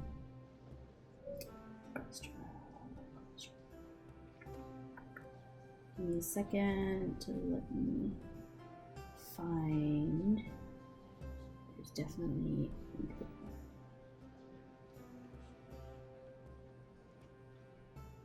Yeah, Grosja also would have went up to the queen a little bit by coming over here and just kind of talking to try and catch her attention. And you hear him say to the queen, "I hear Thriozo hasn't been feeling well for a little while ever since people started disappearing. It must be stressful on his old body being in charge of infrastructure and stuff helping Shield House. Have you and the king been in discussion of potential replacements? You know, my son has had commerce education, and would be a fine candidate. He's young, gives him the advantage of a quick mind, and serving you for many years." And you see the queen kind of just smiles while the duke continues to converse and tell her all about his son, which is a good candidate for being the new replacement for reign chair. Let's see. I think that's all who's around you currently. So that's all you hear. But you hear that a little bit. Okay. What is... I'll remember that, and I'll just like sprinkle that in, especially after Rita's last comment. I'll like, if at any point Rita comes over, I will gladly inform her of all of the gossip. Or I guess anyone who comes over at some point, I'll just tell them everything that's been going on. Mm-hmm. I was worried Tarvik wouldn't goss about it. Tarvik's probably like a beer and a half in, so it's probably getting close to like that, like not tipsy, but like Tarvik will be willing to like give information. A little more open. Yeah. Nice. What is Cassandra doing? After teasing Zeke a little bit, although I don't think we knew about that demotion, did we? I guess we'll know about that when Tarvik tells us. Well, we knew about that. Yeah, you know that Colonel Seagarden was actually Governor Seagarden, and now she's that Colonel. one. Okay. And now everyone's referring to Zeke as Governor Zeke. Gotcha. Okay. Yeah. I want to go over this kid. Oh, okay. You go up to him, and he like does not make eye contact with you. He just faces the ground. Hey, what's up? I'm not supposed to talk to you. But what if you talk to this painting? And I just look at this painting. He just like kind of he moves his head up and he kind of glances side eye towards the painting. I don't have anything to say to the painting. What do you do here? He kind of looks towards everyone to see if like anyone's going to chastise him. It seems like everyone's kind of socializing, and you notice, as he notices, both of these guards are very intently focused on like this area of the crowd. Like they are looking at the people. Same with the other guards as well, but these two, you notice, they are very perceptive. These two. Okay. But as he notices no one's looking at him, he goes, "I'm the taster." Oh no. You're too young to be a taster. It's really good money, and my family is working up to save a lot of money so that I don't know, my dad said it would be good. How about... And I'm looking. I have divine health. Let me see if I... Immune to disease, not poison. Oh, crap. I'm gonna try and teach him a little sleight of hand of pretending to take a sip. Nice. Oh, like this? And he's like following you. So, but you're teaching him. Yeah. Yeah. Oh, cool. That way. How did you learn that? Well, sometimes, you get something really gross from your family or from your adoption people, like some nasty food, but they want you to eat it. So I just learned how to do this. You were adopted? Yeah. Well, no, I wasn't adopted. I that lived in an like? orphanage my whole life. My friend was adopted. I think he did well. Oh, wow. Are you an orphan? No. Oh yeah, you have family. Where's your family from? Oh, we're here from Duras. Well, you pretend to eat the food, and I want to talk to... Who's your boss? Everyone? Poor kid. Alright, you pretend tonight, and if anyone gets mad at you, just tell them I told you to do it, okay? He'll nod. You hear his stomach grumble. Oh shit. I sneak him, what do I got some rations. I'll sneak him like a package of rations. I don't think you have them on you. Oh, right, I don't. Yes, that's right. I'll go over to the appetizer tray and stuff a bunch in my pockets and then bring it over. Make a sleight of hand, please. Alright. Very nice. Not terrible. Let's see.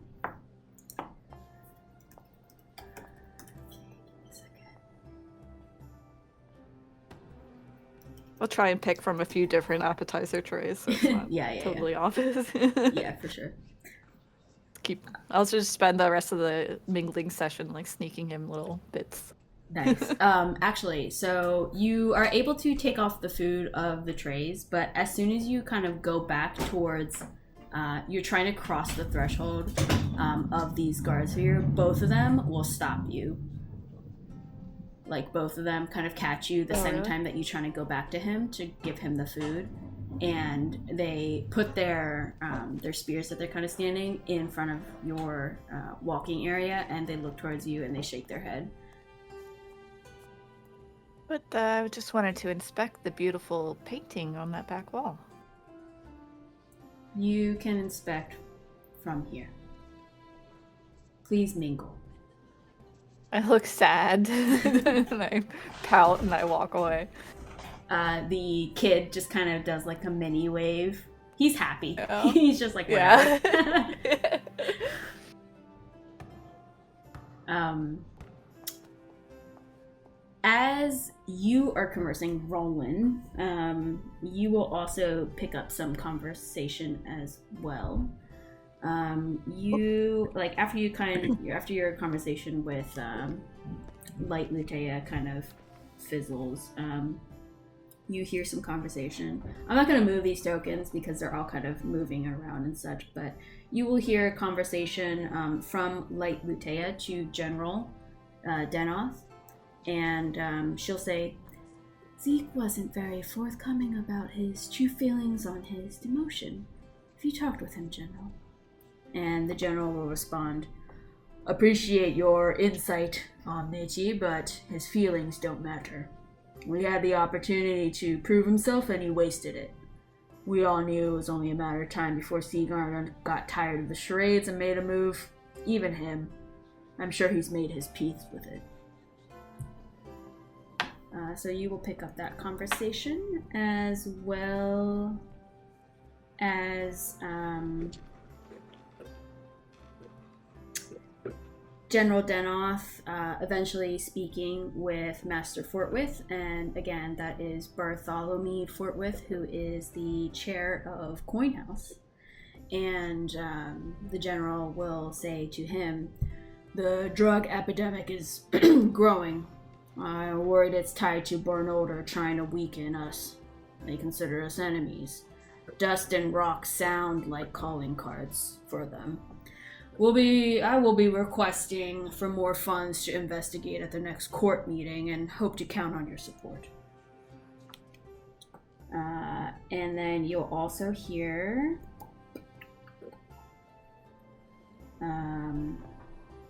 all of you would notice that the door opens and Seagarden comes through, actually. She's a little bit late. She's slightly out of breath. She sighs and kind of takes a look at the room, and the steward, announcing Colonel Seagarden. And she kind of briefly nods towards the steward, as he announces her, as she kind of makes her way. And I guess if you're close by, Cassandra, and maybe Rolen as well, she will come. Let's move this server out of the way. She'll come and she'll be talking to General Denoth. Wow, I'm using the wrong arrows. She'll talk to General Denoth, and you'll hear her convey to the general. New information has arrived from someone seeking asylum. Eyewitness to a group of doors heading away a week ago, but border soldiers and scouts have noted no sightings. She escaped custody somehow with help before questioning. The current theory is she's an enemy spy with inside help. Possible multiple spies and potential disguised dwarves, possibly by magical means. I understand we have limited resources, so I'm diverting our internal soldiers from citizen protection to investigation. Enhanced force is allowed, I've noted. Possible traitor amongst gate soldiers, so I'm gonna investigate with a trusted person. I'll be sending Sir Tobias to further question. And you see Ilros just kind of nods his head as she says this, and he says, good. As I would do. Keep me informed. And she will kind of look towards the rest of the group and smile towards you guys as she notices you. Hello, everyone. I see you've made it, and you all look very presentable. Is she wearing her armor? Or is she wearing, like... Yeah, she actually is. Both General Denoth and her are not in formal wear. Cool. Though there is no blood or anything. It looks clean. Yeah. Looking good, Colonel. She kind of nods towards you. Will nod towards who's around her. Rolen. She'll also nod towards you as well. I'll nod back, yeah. Yeah. She will make her way to Layla and Tom and Jerry as well, who are kind of there. And she says to them, Layla, Tom, Jerry, thank you for coming. Just want to let you know now that Vermain is safe, we're sending missives to all towns for work to begin in the mines. They're going to start producing money for war efforts. And you hear Master Fortwith says aloud, kind of in the general direction of the Queen, very interesting enough. Captain Cole's skill set, or as a soldier for... sorry. Master Forva says, perhaps Mr. Cole would like to go back to his skill set and assist with the mining efforts. And he kind of chuckles. And you hear that the queen hears and retorts back, Captain Cole's skill set are as a soldier for the crown. The Duke looks back and smiles. And apologies. Maybe the captain of your bed. And just kind of sneers and kind of walks off. Whoa, who's Captain Coles? Do we know that? You don't know. Oh my gosh. Drama. So much drama. Okay, so Let's see. And then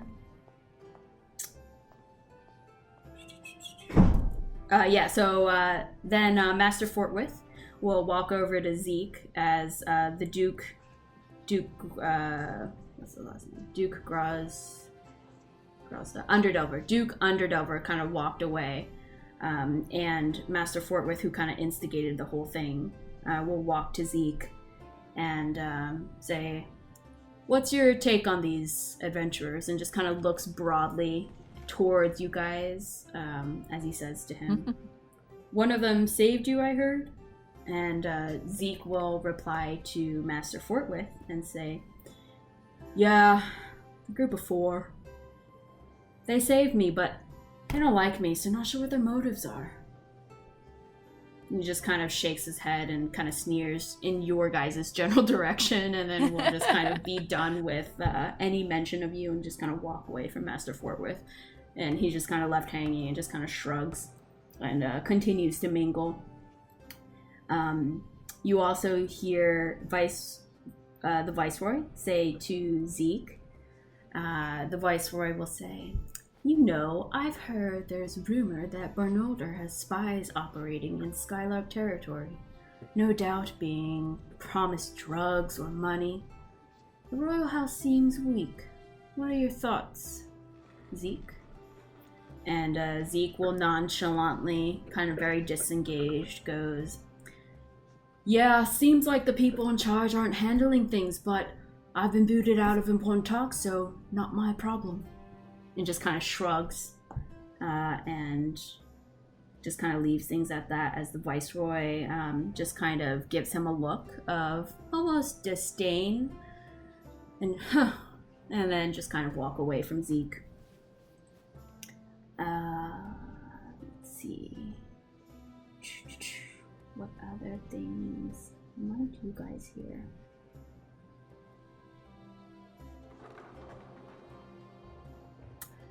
Tarvik, you would pick up, after some more time passes, you see the Viceroy touch the king's shoulder gently and whispers into his ear something and walks away.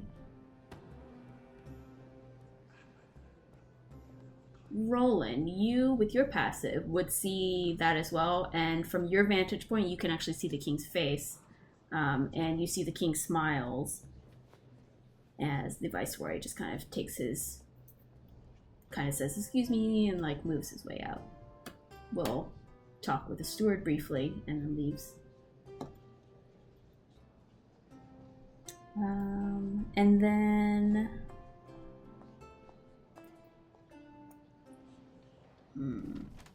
I think that's about it before you hear the steward talk with the server, and you see the server has like a little bell on a platter, and the drinks and the appetizers have kind of stopped as the steward then takes the bell and rings it, ding, ding, ding, ding, ding. It cuts very clear through the conversations that are happening in the room.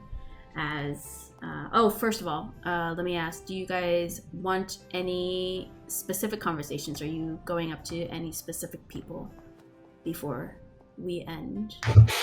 And there are drugs everywhere. They call it fiendweed. I think that's. I mean, it's just lacing the roads from here, from the north gate to the south gate. At least that's what I've heard. Who are you talking to? You talking to the king? Yeah. Someone. Anyone who's listening. Perfect.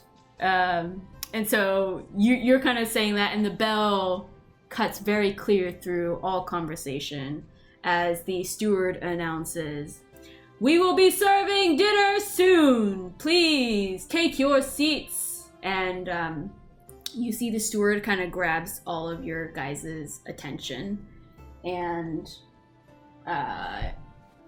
you see another server comes out of the door, and you smell the food. You've been smelling it, but like now that the door's open and someone has like actual hot platter of food, it smells absolutely divine.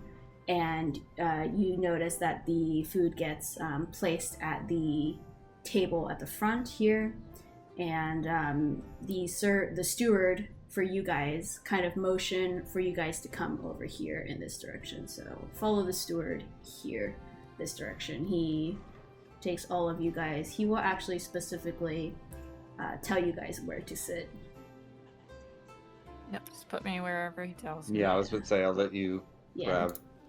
You guys can choose your seating from over here, but you guys are sitting over here right next to Tom and Jerry here. Oh, okay. Yeah, I'll stay there. Yeah.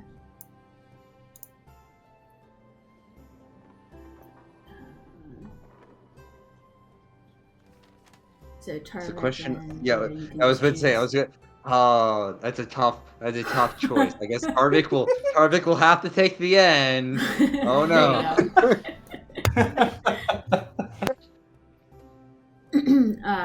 Let's see. It'll also be over here. Let's see, garden.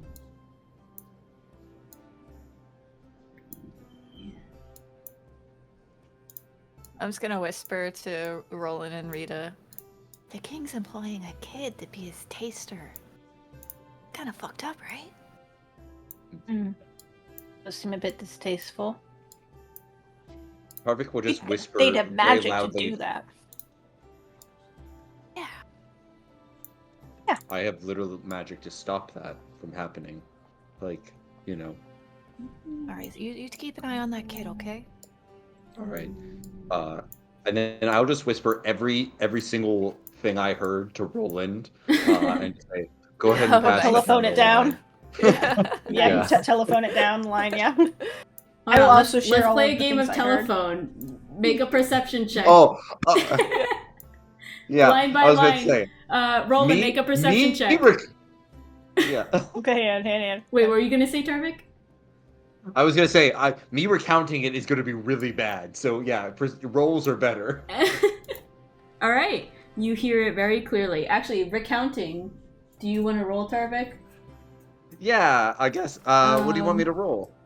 How would you recount this? What are you struggling with? What am I like? What's the struggle of it? Yeah. To say it as succinctly as possible, to not get any follow-up questions, and only just direct him further down. So Like a would you say like performance, persuasion or performance? Yeah, do one of those. Either or. Okay. Neither is good. So Hey, not bad, not bad. that's a bad roll though. I'd say everything that you want is relayed sufficiently. All right. It may be a little wanting. Roland, you might have some questions, but you hear him perfectly, and you're kind of able to understand what his what the general gist of things is, and you're able to comprehend. Cassandra, go ahead and roll perception for Whisper Down the Lane. Should I roll performance? I did. Hey, very good. Yeah. Yeah, Roland, you're able to convey extremely well. And Cassandra, what are you distracted by? I'm keeping an eye on like the people across the way, and I think maybe the drunk guy like stumbles a bit, just distracts me with something really loud. Yeah. Amazing. And then go ahead, Whisper Down the Lane again. You can performance or persuasion to Rita, who will then perceive. They're the same. Not so great. You're a bit distracted, and Rita's. So the queen's sleeping with Zeke. Oh no! Oh man, this is how rumors get started, guys. Who is sleeping with Zeke? I didn't hear The it. queen is the sleeping queen. with Zeke, and the king is sleeping with the light lady. Oh Lord. Ow! Or Lord. Neat. That actually checks out. They were not interested in conversation, so it makes sense that they would have secrets. I lean over and I'm just gonna like talk to Jerry. Mm-hmm. Psst, Jerry. Psst. Oh, actually, sorry. Before you guys were seated, the king. Actually, Rita, if you were talking with the king would have actually mentioned this. He would say, "I'm very impressed with what all of you have accomplished with Vermeyen. And I'll be tasking you with another, to be announced, but I'm very impressed." And so he would have mentioned that to you guys. Sorry, I forgot to. Oh, actually, the king is great. He's really impressed with us. I mean, I kind of don't believe that there's any scandal happening because he likes us, which means he's a virtuous person. That checks out. Maybe I heard wrong. But the queen. But the queen. That's so fun. What were you gonna say to Jerry? Sorry. Yeah, I was gonna say, like, what have you guys been like doing since Vermeyen? Have you like done anything cool? Oh man, we have been living it up with our reward. The city is so much better when you have money. Wow. Yeah, we got jumped by a bunch of necromancers and basically like almost died. He kind of his mouth widens a little bit, so do his eyes. Yeah, not as cool. Not it's as fun. crazy. That's they got wild. the eye. Do you know what the eye is? They got the eye. Yeah, I think this is live it up while you can because everyone's gonna be dead soon. And I mean, not just dead, but like you know what I mean, right? And I like sort of try to elbow him across the empty chair. Cassandra will make like zombie face. Yeah, that's so funny. You guys are like so busy messing with Jerry that you like are butchering the rumors that are being passed down from Tarvik's side. Also, something else that is distracting. You guys are having like a very jovial time laughing. And as everyone's kind of taking their place, you guys are all kind of settling in as you're talking and amongst yourselves and such, and so are the folks over here. You hear a crash all of a sudden from the head of this table here, and you notice that the boy, Cassandra, that you were talking to earlier has fallen completely off of the chair and onto the ground and is not moving. And you hear a gasp from everyone who's kind of been trying to like make their way to their seat. And you see the server rush over and go towards the boy, and you see the guards are kind of posting up immediately. You see these two post up towards the king and the queen, who are kind of just about to get towards their seats. The steward. We have a healer. Healing word. Just you want to do immediately? healing word? Yeah. Yeah, go for it. Okay. You also see Nietzsche was also rushing forward. But go ahead, roll healing word. Perfect. You reach out towards, and go ahead and roll a d20, please. Okay. Ooh. Give me 1 second. Yeah.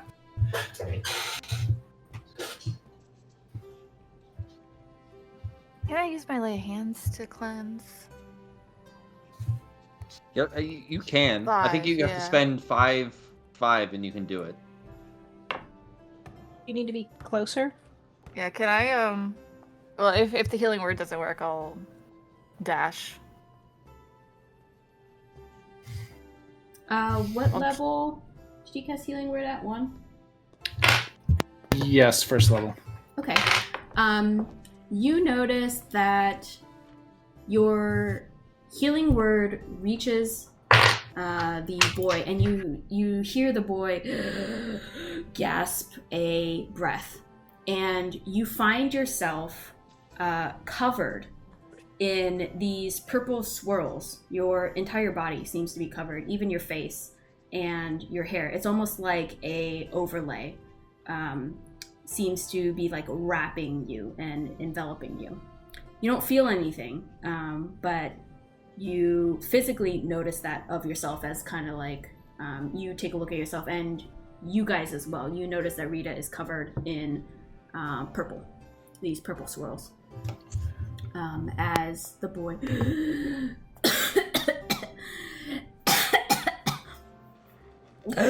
and takes like another gasp of breath, you see Omnichie rush over and observe and kind of put her hands over the boy and looks towards everyone. You hear General Denoth's booming voice, "Nobody in or out!" And he looks towards the guards, and the guards immediately stomp their spears on the ground as they take a nod, and you hear the steward pound on the door as he left. And you hear an audible click of the door. And here, let me make sure I do this. You hear the guard over here bangs on the door twice, and there will be some things that happen. Let me do.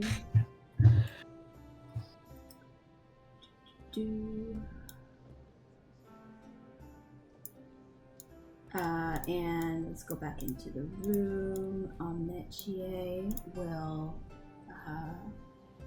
go ahead and say, kind of speak loudly to the room as you hear just kind of like a mild cacophony of like what's going on, people just kind of talking amongst themselves, unsure what to do, and you see Tom, Jerry, and Layla all just kind of look onward. They're not really speaking too much other than Tom and Jerry kind of going like, what's going on, to each other. And you see Michael Dune seems to be kind of looking, but isn't saying anything. You see Bartholomew here, Duke Fort Worth, just going, what's going on? Kind of like half belligerently drunk. And you see Duke Grozda trying to calm Master Fortworth down, saying, calm down, something with the taster. And you see Zeke just kind of looking onward as well. You see Colonel Seagarten just has kind of stood up to kind of post up against this door. You can see she's taking a position that if anyone tries to run, she is going to be in their way. And you see General Ilroth move towards the king, in addition to the soldiers that have already moved towards the king and the queen. The queen's here too.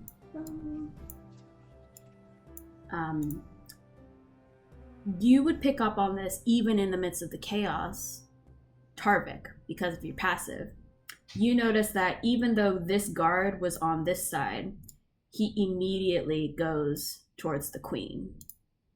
And this guard, the opposite side, goes towards the king's side. And they kind of position themselves in front of you guys to block. The server's kind of there, Omnichie server. Yep. And Omnichie speaks up and says, There's foaming, vomiting, seizing. It's poison. I can cleanse He seems it. to be okay, though. Why would anyone want Let's not cleanse it yet. to kill the taster? That doesn't make any sense. He's fading, though. Yeah. And she'll kind of look around. Cassandra, what'd you say? Let us through, following Tarvik. General Denoth is going to bar your entry and kind of forcefully, as you're trying to come through, he says, what's your business? Oh, I wouldn't. We're healers. Tarvik's not doing any force. Tarvik would just walk up and be like, I have some knowledge of herbalism. and stuff like that, maybe I could identify the poison. You can see, help even out a though little he's bit. questioning you, the general is positioning himself in front of the king. And he kind of body blocks even a little bit more for the king, but allows you guys through as you rush through. Okay, we'll go. I'll let you go first, Starvik. Great. I guess I don't have my herbalism tools on me, I would imagine, because it would be weird to bring them into the party. But like, would I be able to roll like my proficiency with herbalism to see what I could figure out just with like observation? Oh, hang on. Make a Who's medicine that? check with advantage to see what you can Oh, glean. honeybee. Yeah. Medicine with advantage.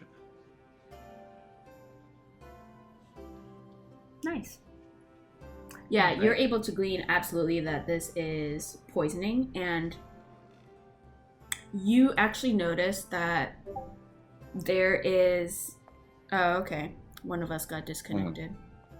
Honeybee's Yeah. back, I think. Sorry. Mhm. Yeah. Oh, really? Sorry, Okay. first- Alright. Sorry. So you actually notice that there appears that this type of poisoning, you kind of look at his tongue and it seems like there's a coating of a little bit of red. And you look on the plate and it doesn't seem like there's any red on the plate. So you kind of gather that this was topical, where it was like ingested and some type of like red, something red. You're not quite sure exactly Okay. what, but you know how it got into the system. As a person who, let's say hypothetically, had already specified that he had a fistful of appetizers, which of the appetizers had a red topping to them? None. Or This would have did been any the of them? dinner, None? right? None. Yeah, this would have been the dinner proper. Okay. Yeah, Okay. this was the dinner proper. Yep. So Okay. while everyone was kind of getting seated, the taster was already tasting. And Cassandra, you think that he was eating. Damn it. He kind of sees your Did I- face and smiles at you, but you can see he kind of grimaces a little bit. And then he drops his head down on the ground, and it seems like he's unconscious again. I put in 5 points of healing and 5 points to cure poison. Nice. From lay on hands, right? Yeah, from line hand. So I grab his hand real tight and I say, I told you to fake it. And I look to the king and I say, shame on you for employing a kid. And I pray to the Raven Queen to save this kid. Nice. It's not his time As yet. you chastise the kid, he and put in the lay of hands, he kind of goes, "What?" As he groggily goes, "What?" As he kind of wakes up from your lay on hands.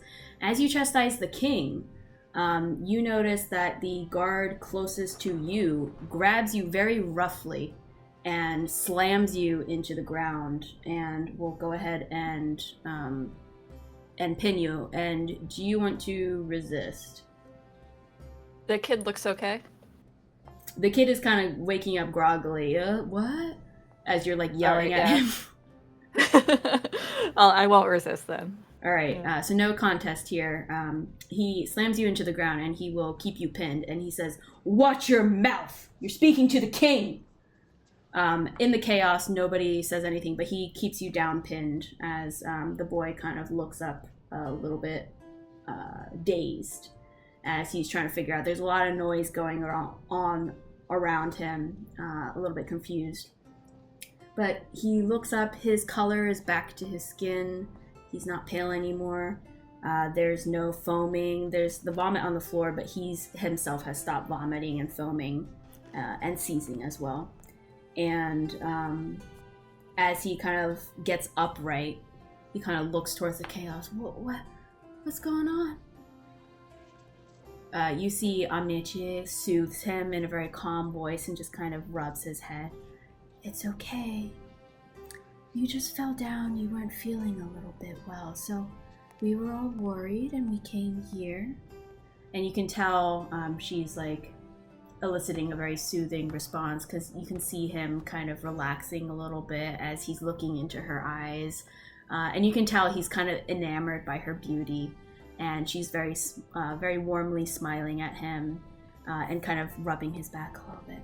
Now, why don't we get you back into the kitchen so we can clean you up a little bit and you can lay down? How does that sound, Todd? And he looks up towards her and just kind of smiles and nods a little bit, unsure of the situation and unfamiliar with what to do. But he follows her lead and kind of gets up a little bit. Amnitier looks towards everyone and says, I'm going to take him into the back. Please wait for me. And she looks towards Ilros, and Ilros nods as she nods in response as well, and then kind of takes the boy very gently into the back here. I thought no one in or out. The guard. Are we? Cassandra's pissed. Am I just allowed to go now? I'll just start taking like 2 steps this way as Cassandra's pinned to the ground. Okay, interesting. Everyone roll initiative, please. Oh boy. Hold on, there we go. Check.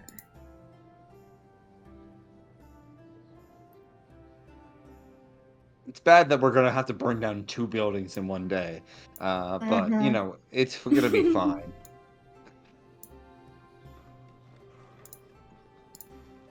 Also, we totally ignored Rita being purple.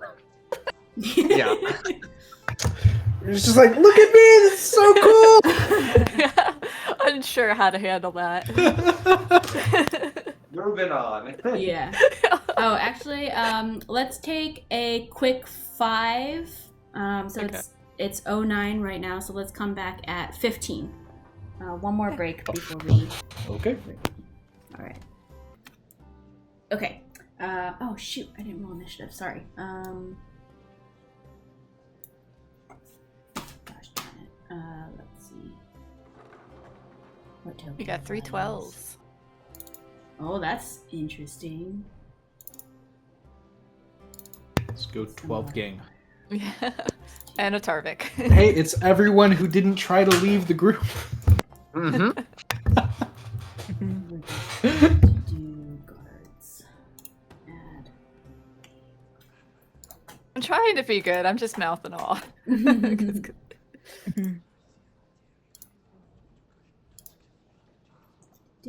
Oh.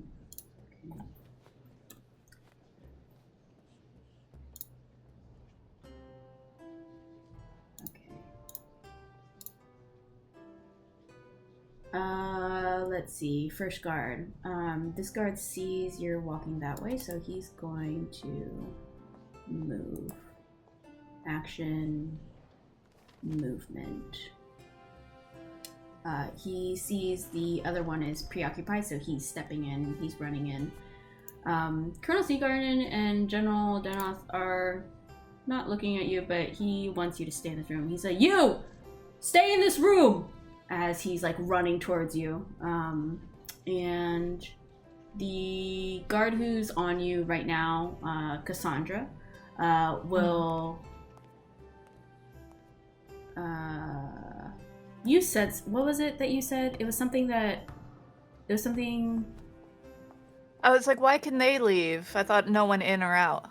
No, before that. I thought it was something. Oh, shame on you for employing a kid as Shame a on you, taster. that's what it was. It was words against the king. Yep. Yeah. So that's what it was. Yep. So this guard right here is going to turn you on your back and start to put handcuffs on you.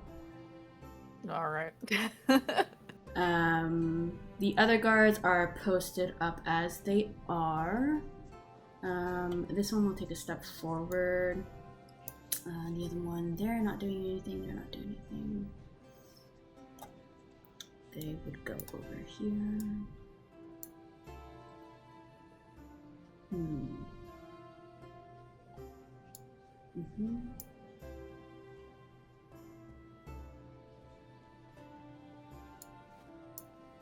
Okay. Yeah, so the one guard, Tarvik, is just coming towards you and says, stop where you are. The door is open here, so you do see Amnitier as she opens the door with the taster. But he tells you to halt as we continue. We're just going to keep this here in case something comes up in terms of what you guys want to do that might be a little bit or like order determined, but we'll go ahead and keep playing as we are. So as you move forward, the guard kind of moves forward. Tarvik, do you want to do anything in particular? Are you gonna obey? Can I? I'm sort of going to obey, but first I'm going to take an action, if you don't mind. I want to look into the room. Can I see? Like, the food is not quite out yet to us, correct? Yeah, but it's being plated. Like, you guys have being your food plated. as well. Yeah. Okay. Like, all the plates so are out we and have. stuff. Okay, so we do have our food. You don't have your food. There... The plates are, like, in the back. So the first one was being said to the king because he needs his a little bit earlier because the taster's going to taste his food. And then, like, they were coming out ready to come with your actual food. Okay, so then I'll look at everybody else's tray. Mm-hmm. Is there a dish that has that red topical dye that would be like what was that I would expect for the poison? Yeah, make a perception check.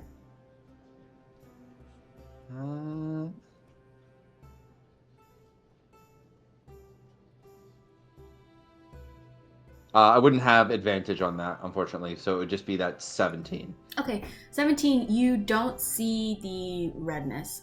What you see, basically the food, the main course for tonight was a, like, grilled beef, so, like, a steak, and then you had, like, creamy potatoes with some, like, green onions dressed on top, and then there was, like, a medley of vegetables, none that were red.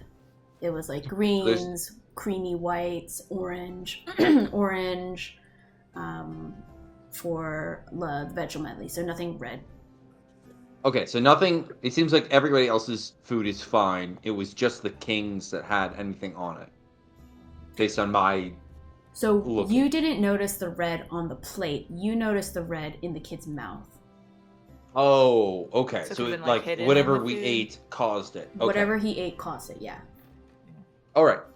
After taking a look in the kitchen, I'll say, I'll just come closer to the guard and be like, look, if we're going to make rules like no one can leave, we probably should do the same for the kitchen staff, and we should also be sure that we make sure everyone follows the rules. That's it.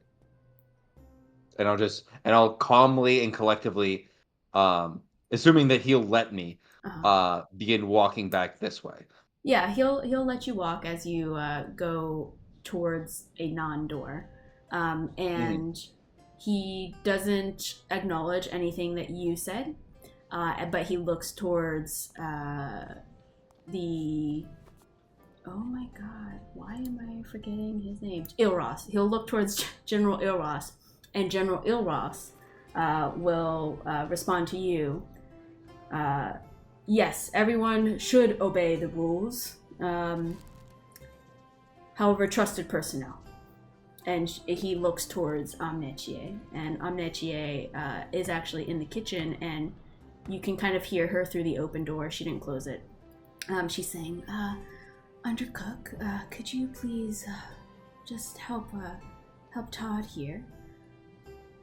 And you can see she kind of like rests him against this step over here, and she's, or the undercook, who you think is the undercook at least, comes over here, and she kind of grabs a towel that's just kind of by the door and on the countertop and kind of rests it behind the kid so that he has like a nice place to kind of rest his head against.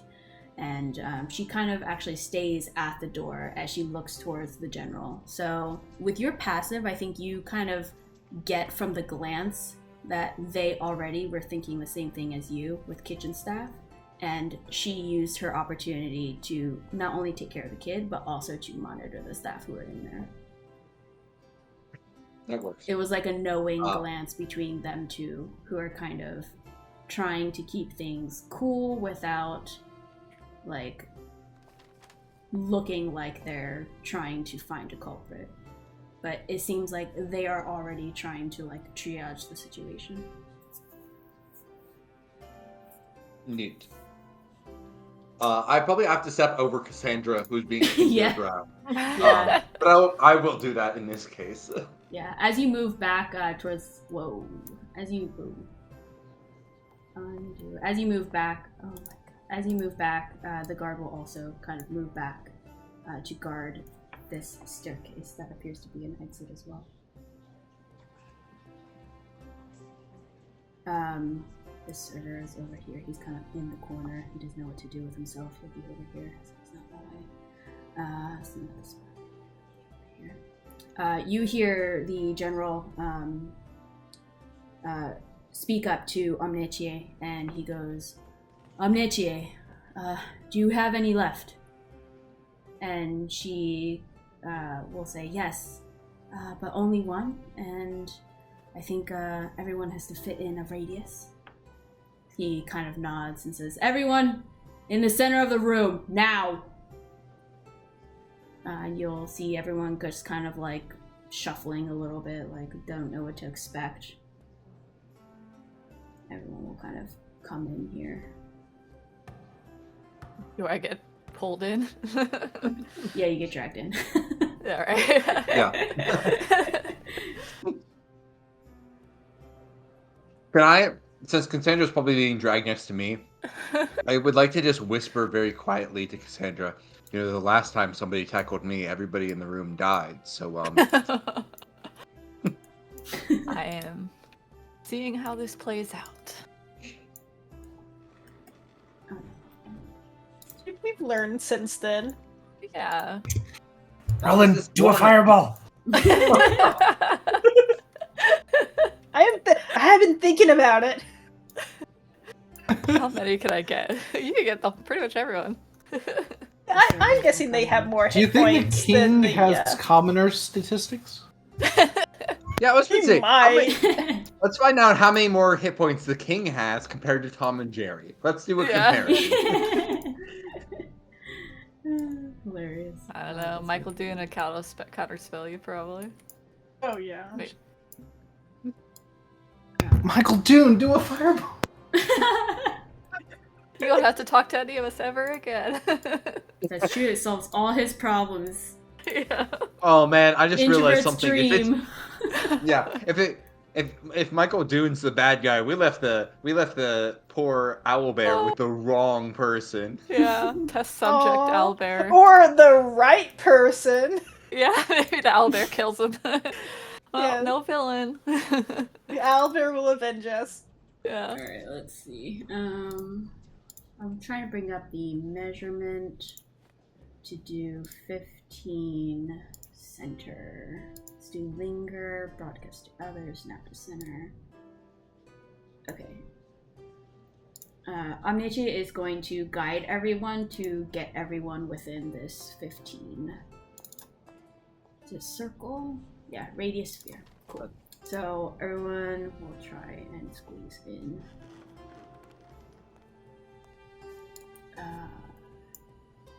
These guys. The tables are really being part of the problem right now, I think.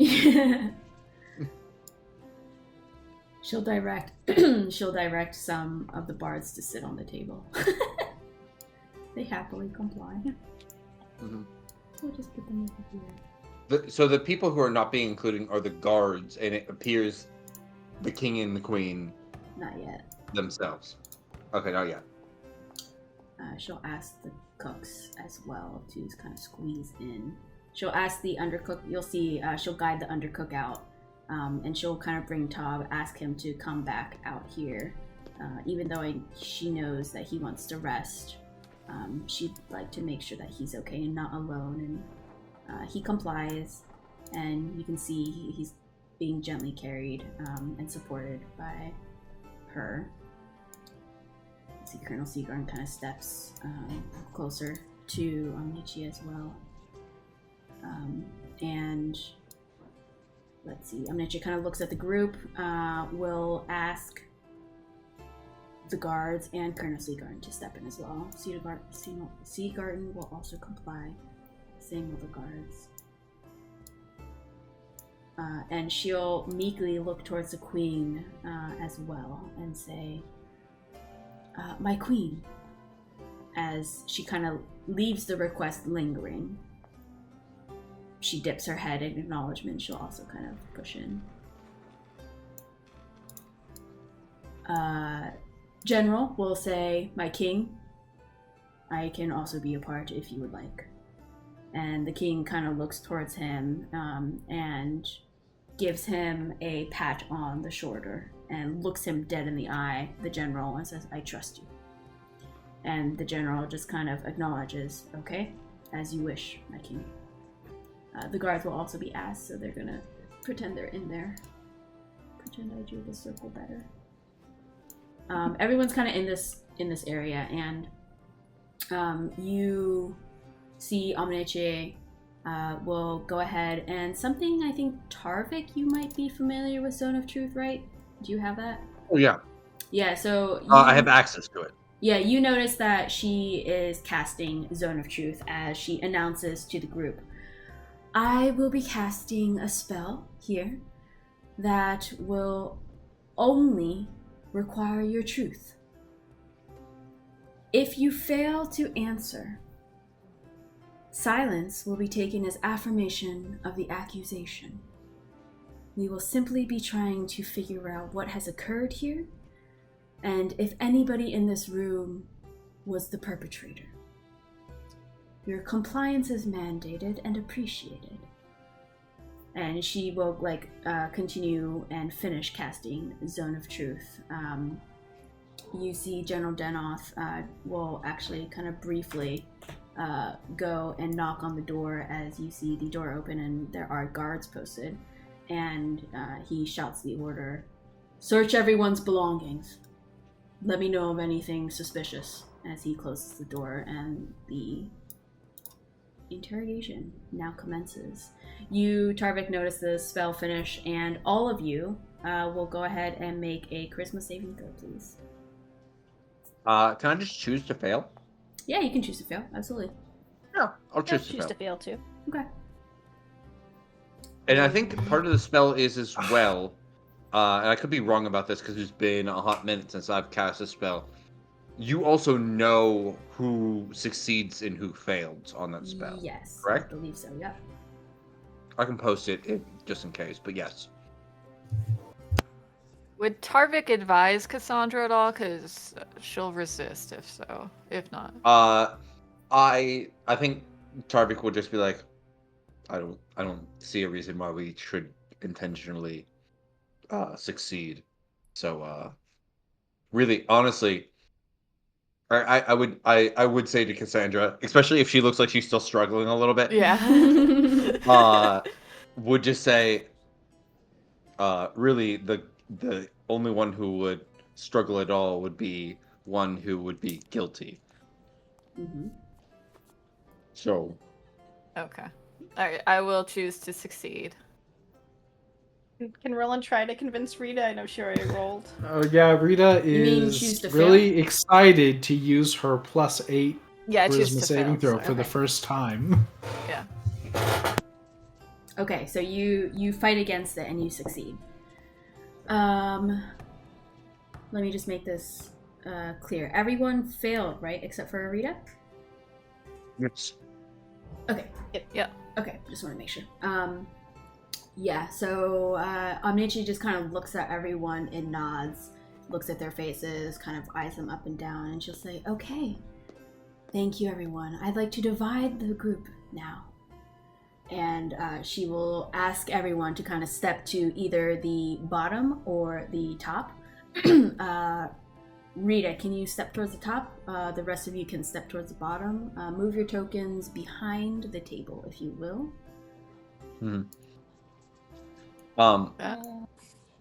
Is Layla going our direction? Or I guess I would sort of buy Layla. Could I ask Layla a question, like right after the spell is cast, while we're getting divided still? Yeah, go ahead. I'll just lean over to Layla and be like, "So when Rita ends up calling you Bonnie, how bad's the damage gonna be?" She rolls her eyes. She doesn't give a response. I'll take that as That's admitting sign. guilt. That's admitting guilt. It's fine. Let's see. It's down here. It's down here. Down here, down here. Yep, I'm just down there. Here. he doesn't know what's going on. You're up there. Let's see the bars. Down here. Let's see who else. Go down here.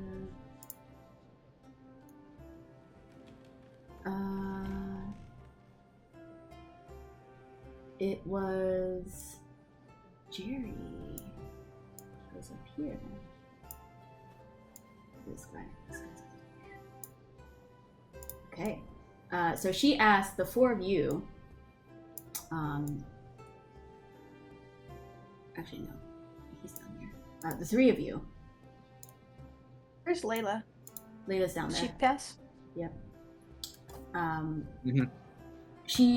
Yeah. So Neche looks at all of you who are not up here. So that's Rita, Jerry, and the Duke.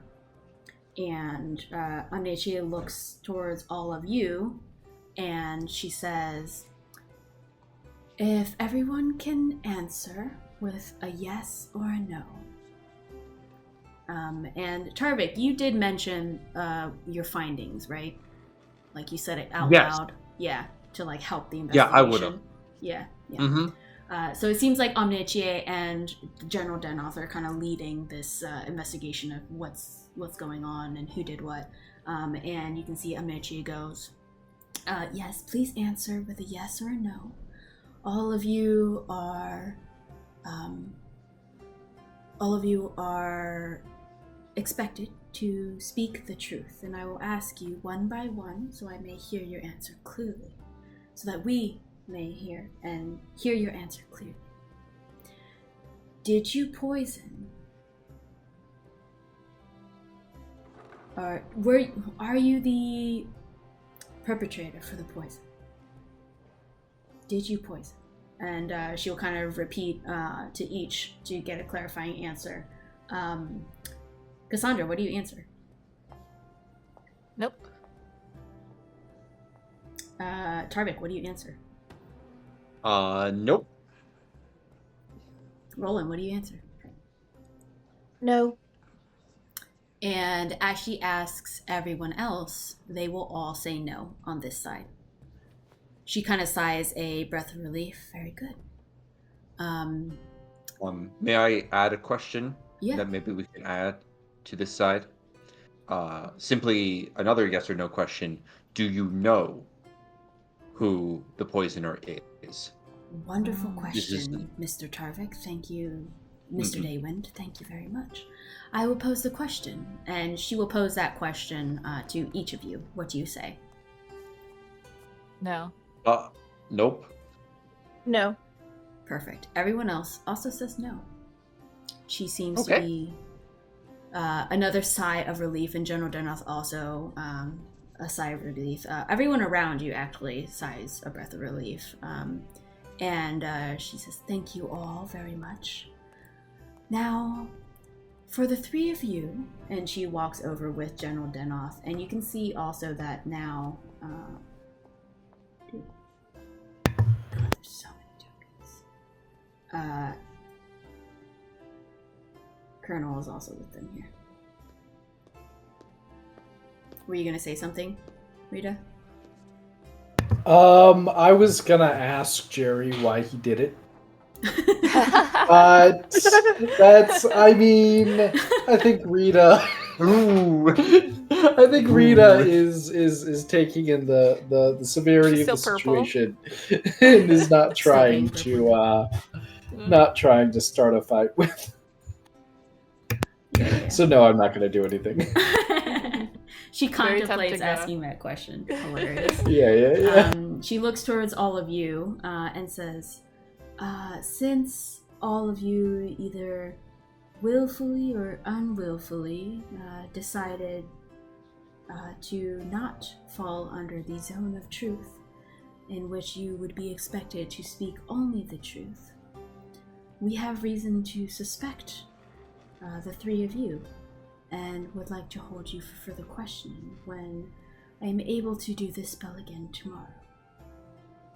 Unfortunately, because you succeeded in your endeavors to evade the truth, We must suspect you. Can I walk up to her? Yeah. Walk up to her. I'm gonna offer her my pearl of power. Oh, Ooh. I believe lets her Nice. regain 1 expended spell slot. nice. Is that what that does? It has not. It does, and Mhm. it has not been used today. Oh, that's awesome. She'll say, thank you very much, Mr. Leodon. Now, with this very gracious gift from Mr. Leodon, I will be able to cast another of the spell, and I ask all of you, a second time, to please willfully accept to say the truth and only the truth. If you choose to fail again, as I mentioned before, you will be under suspect for evading. Rita sighs loudly. Cassandra will do like little prayer hands to Rita, like please. Nice. She will go ahead, Tarvik, again, you're very familiar with the casting of Zone of Truth, as you can cast it yourself, and she goes ahead and casts it one more time, using the Pearl of Power, as she acknowledges Roland's very nice gesture. She goes ahead and casts it. So, Can I make a suggestion to her as she kind of does it? Because I feel like we've kind of been, at least our group has been kind of helpful so yeah, far. you've been trying to help, yeah. I hate to continue to question your investigations, but now that we currently have the room that you can cast it again, maybe this time let's include the remaining members of the group that did not receive it before as well, as we want the best chance for results. Mm-hmm. She takes a nod and she looks towards the general. And you can see, with your passive, you would probably kind of get this with the look.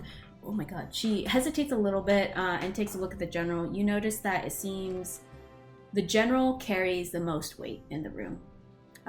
He seems to be very looked upon highly by everyone, even within the inner circle. And so she kind of hesitates a little bit and looks toward the general. And the general just kind of shrugs and nods.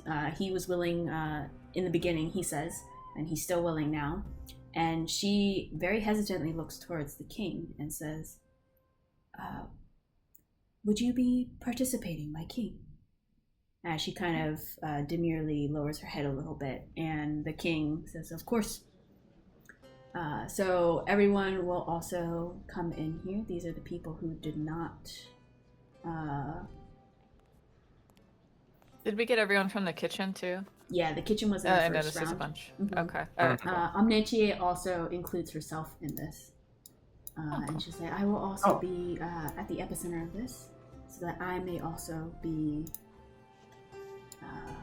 freed of any suspect. And I would know, because I personally do not know, but Tarvik would know that you can cast Zone of Truth on yourself, correct? You can. Okay.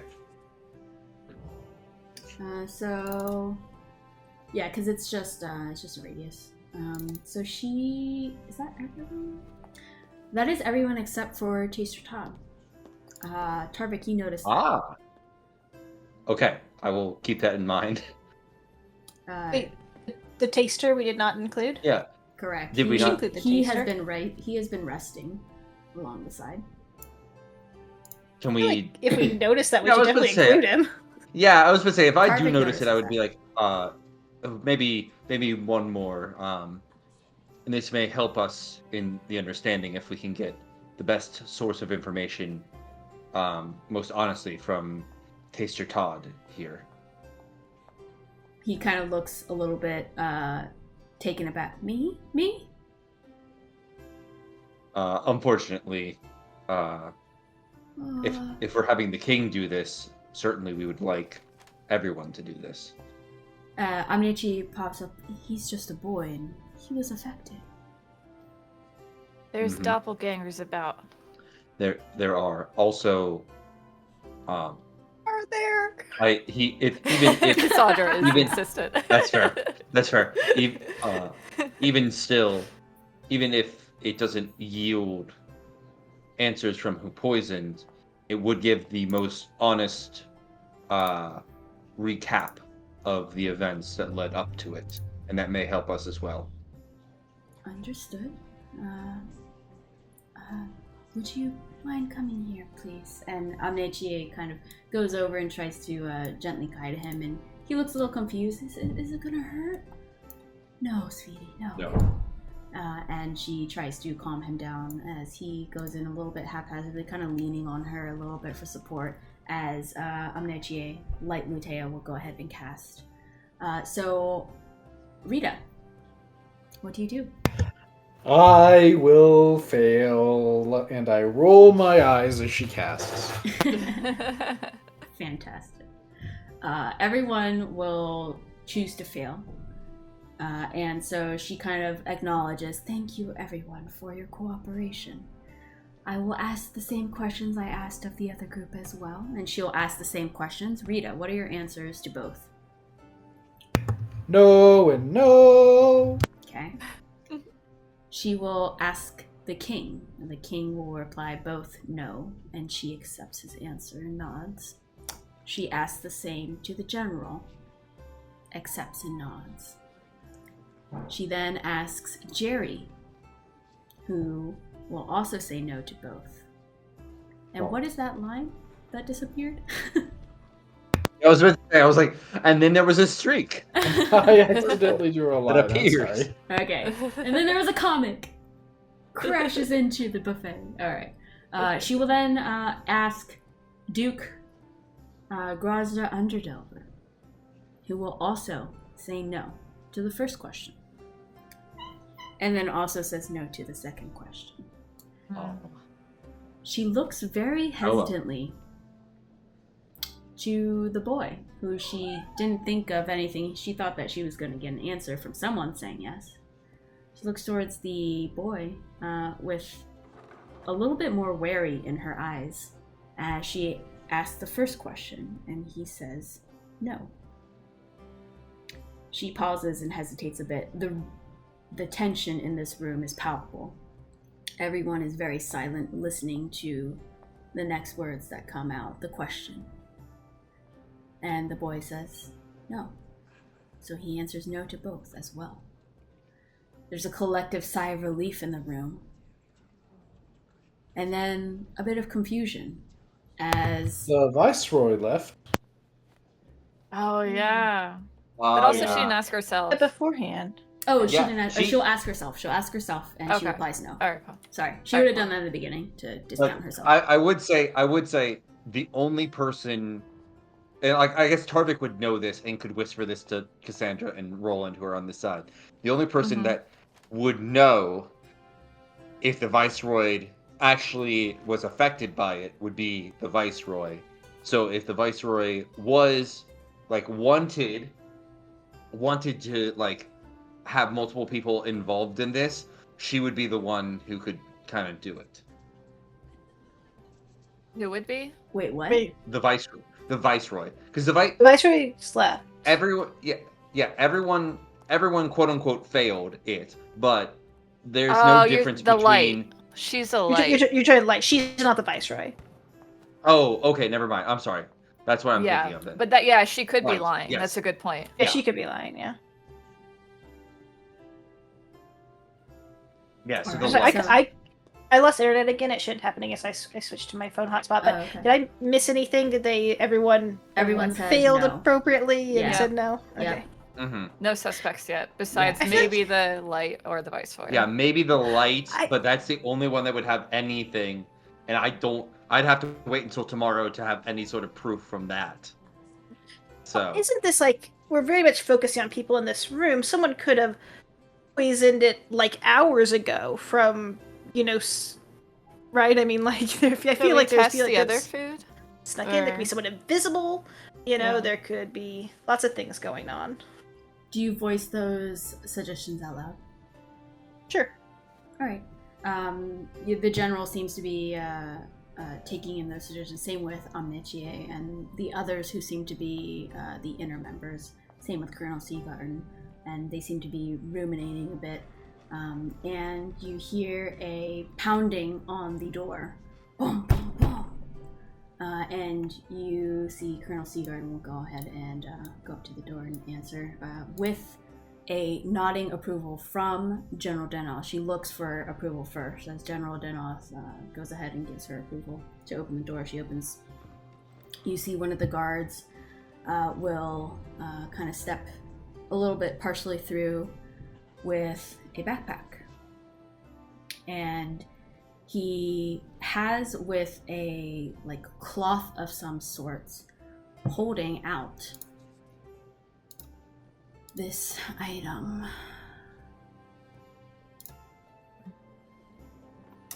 Do we recognize the backpack? A beaded bracelet. On the cloth and the backpack presented is Rita's. Ooh. He looks towards Someone Rita planted that. and he nods towards her. This was found in hers. As he passes it over, and he kind of takes stock of the room. Everyone looks over towards the nod in the direction. The white-haired tiefling. And everyone kind of looks towards Rita's direction. And she, Colonel Seagarden will say, "Thank you very much." Nods. The guard will close the door. And that's where we will end tonight's session. Ooh.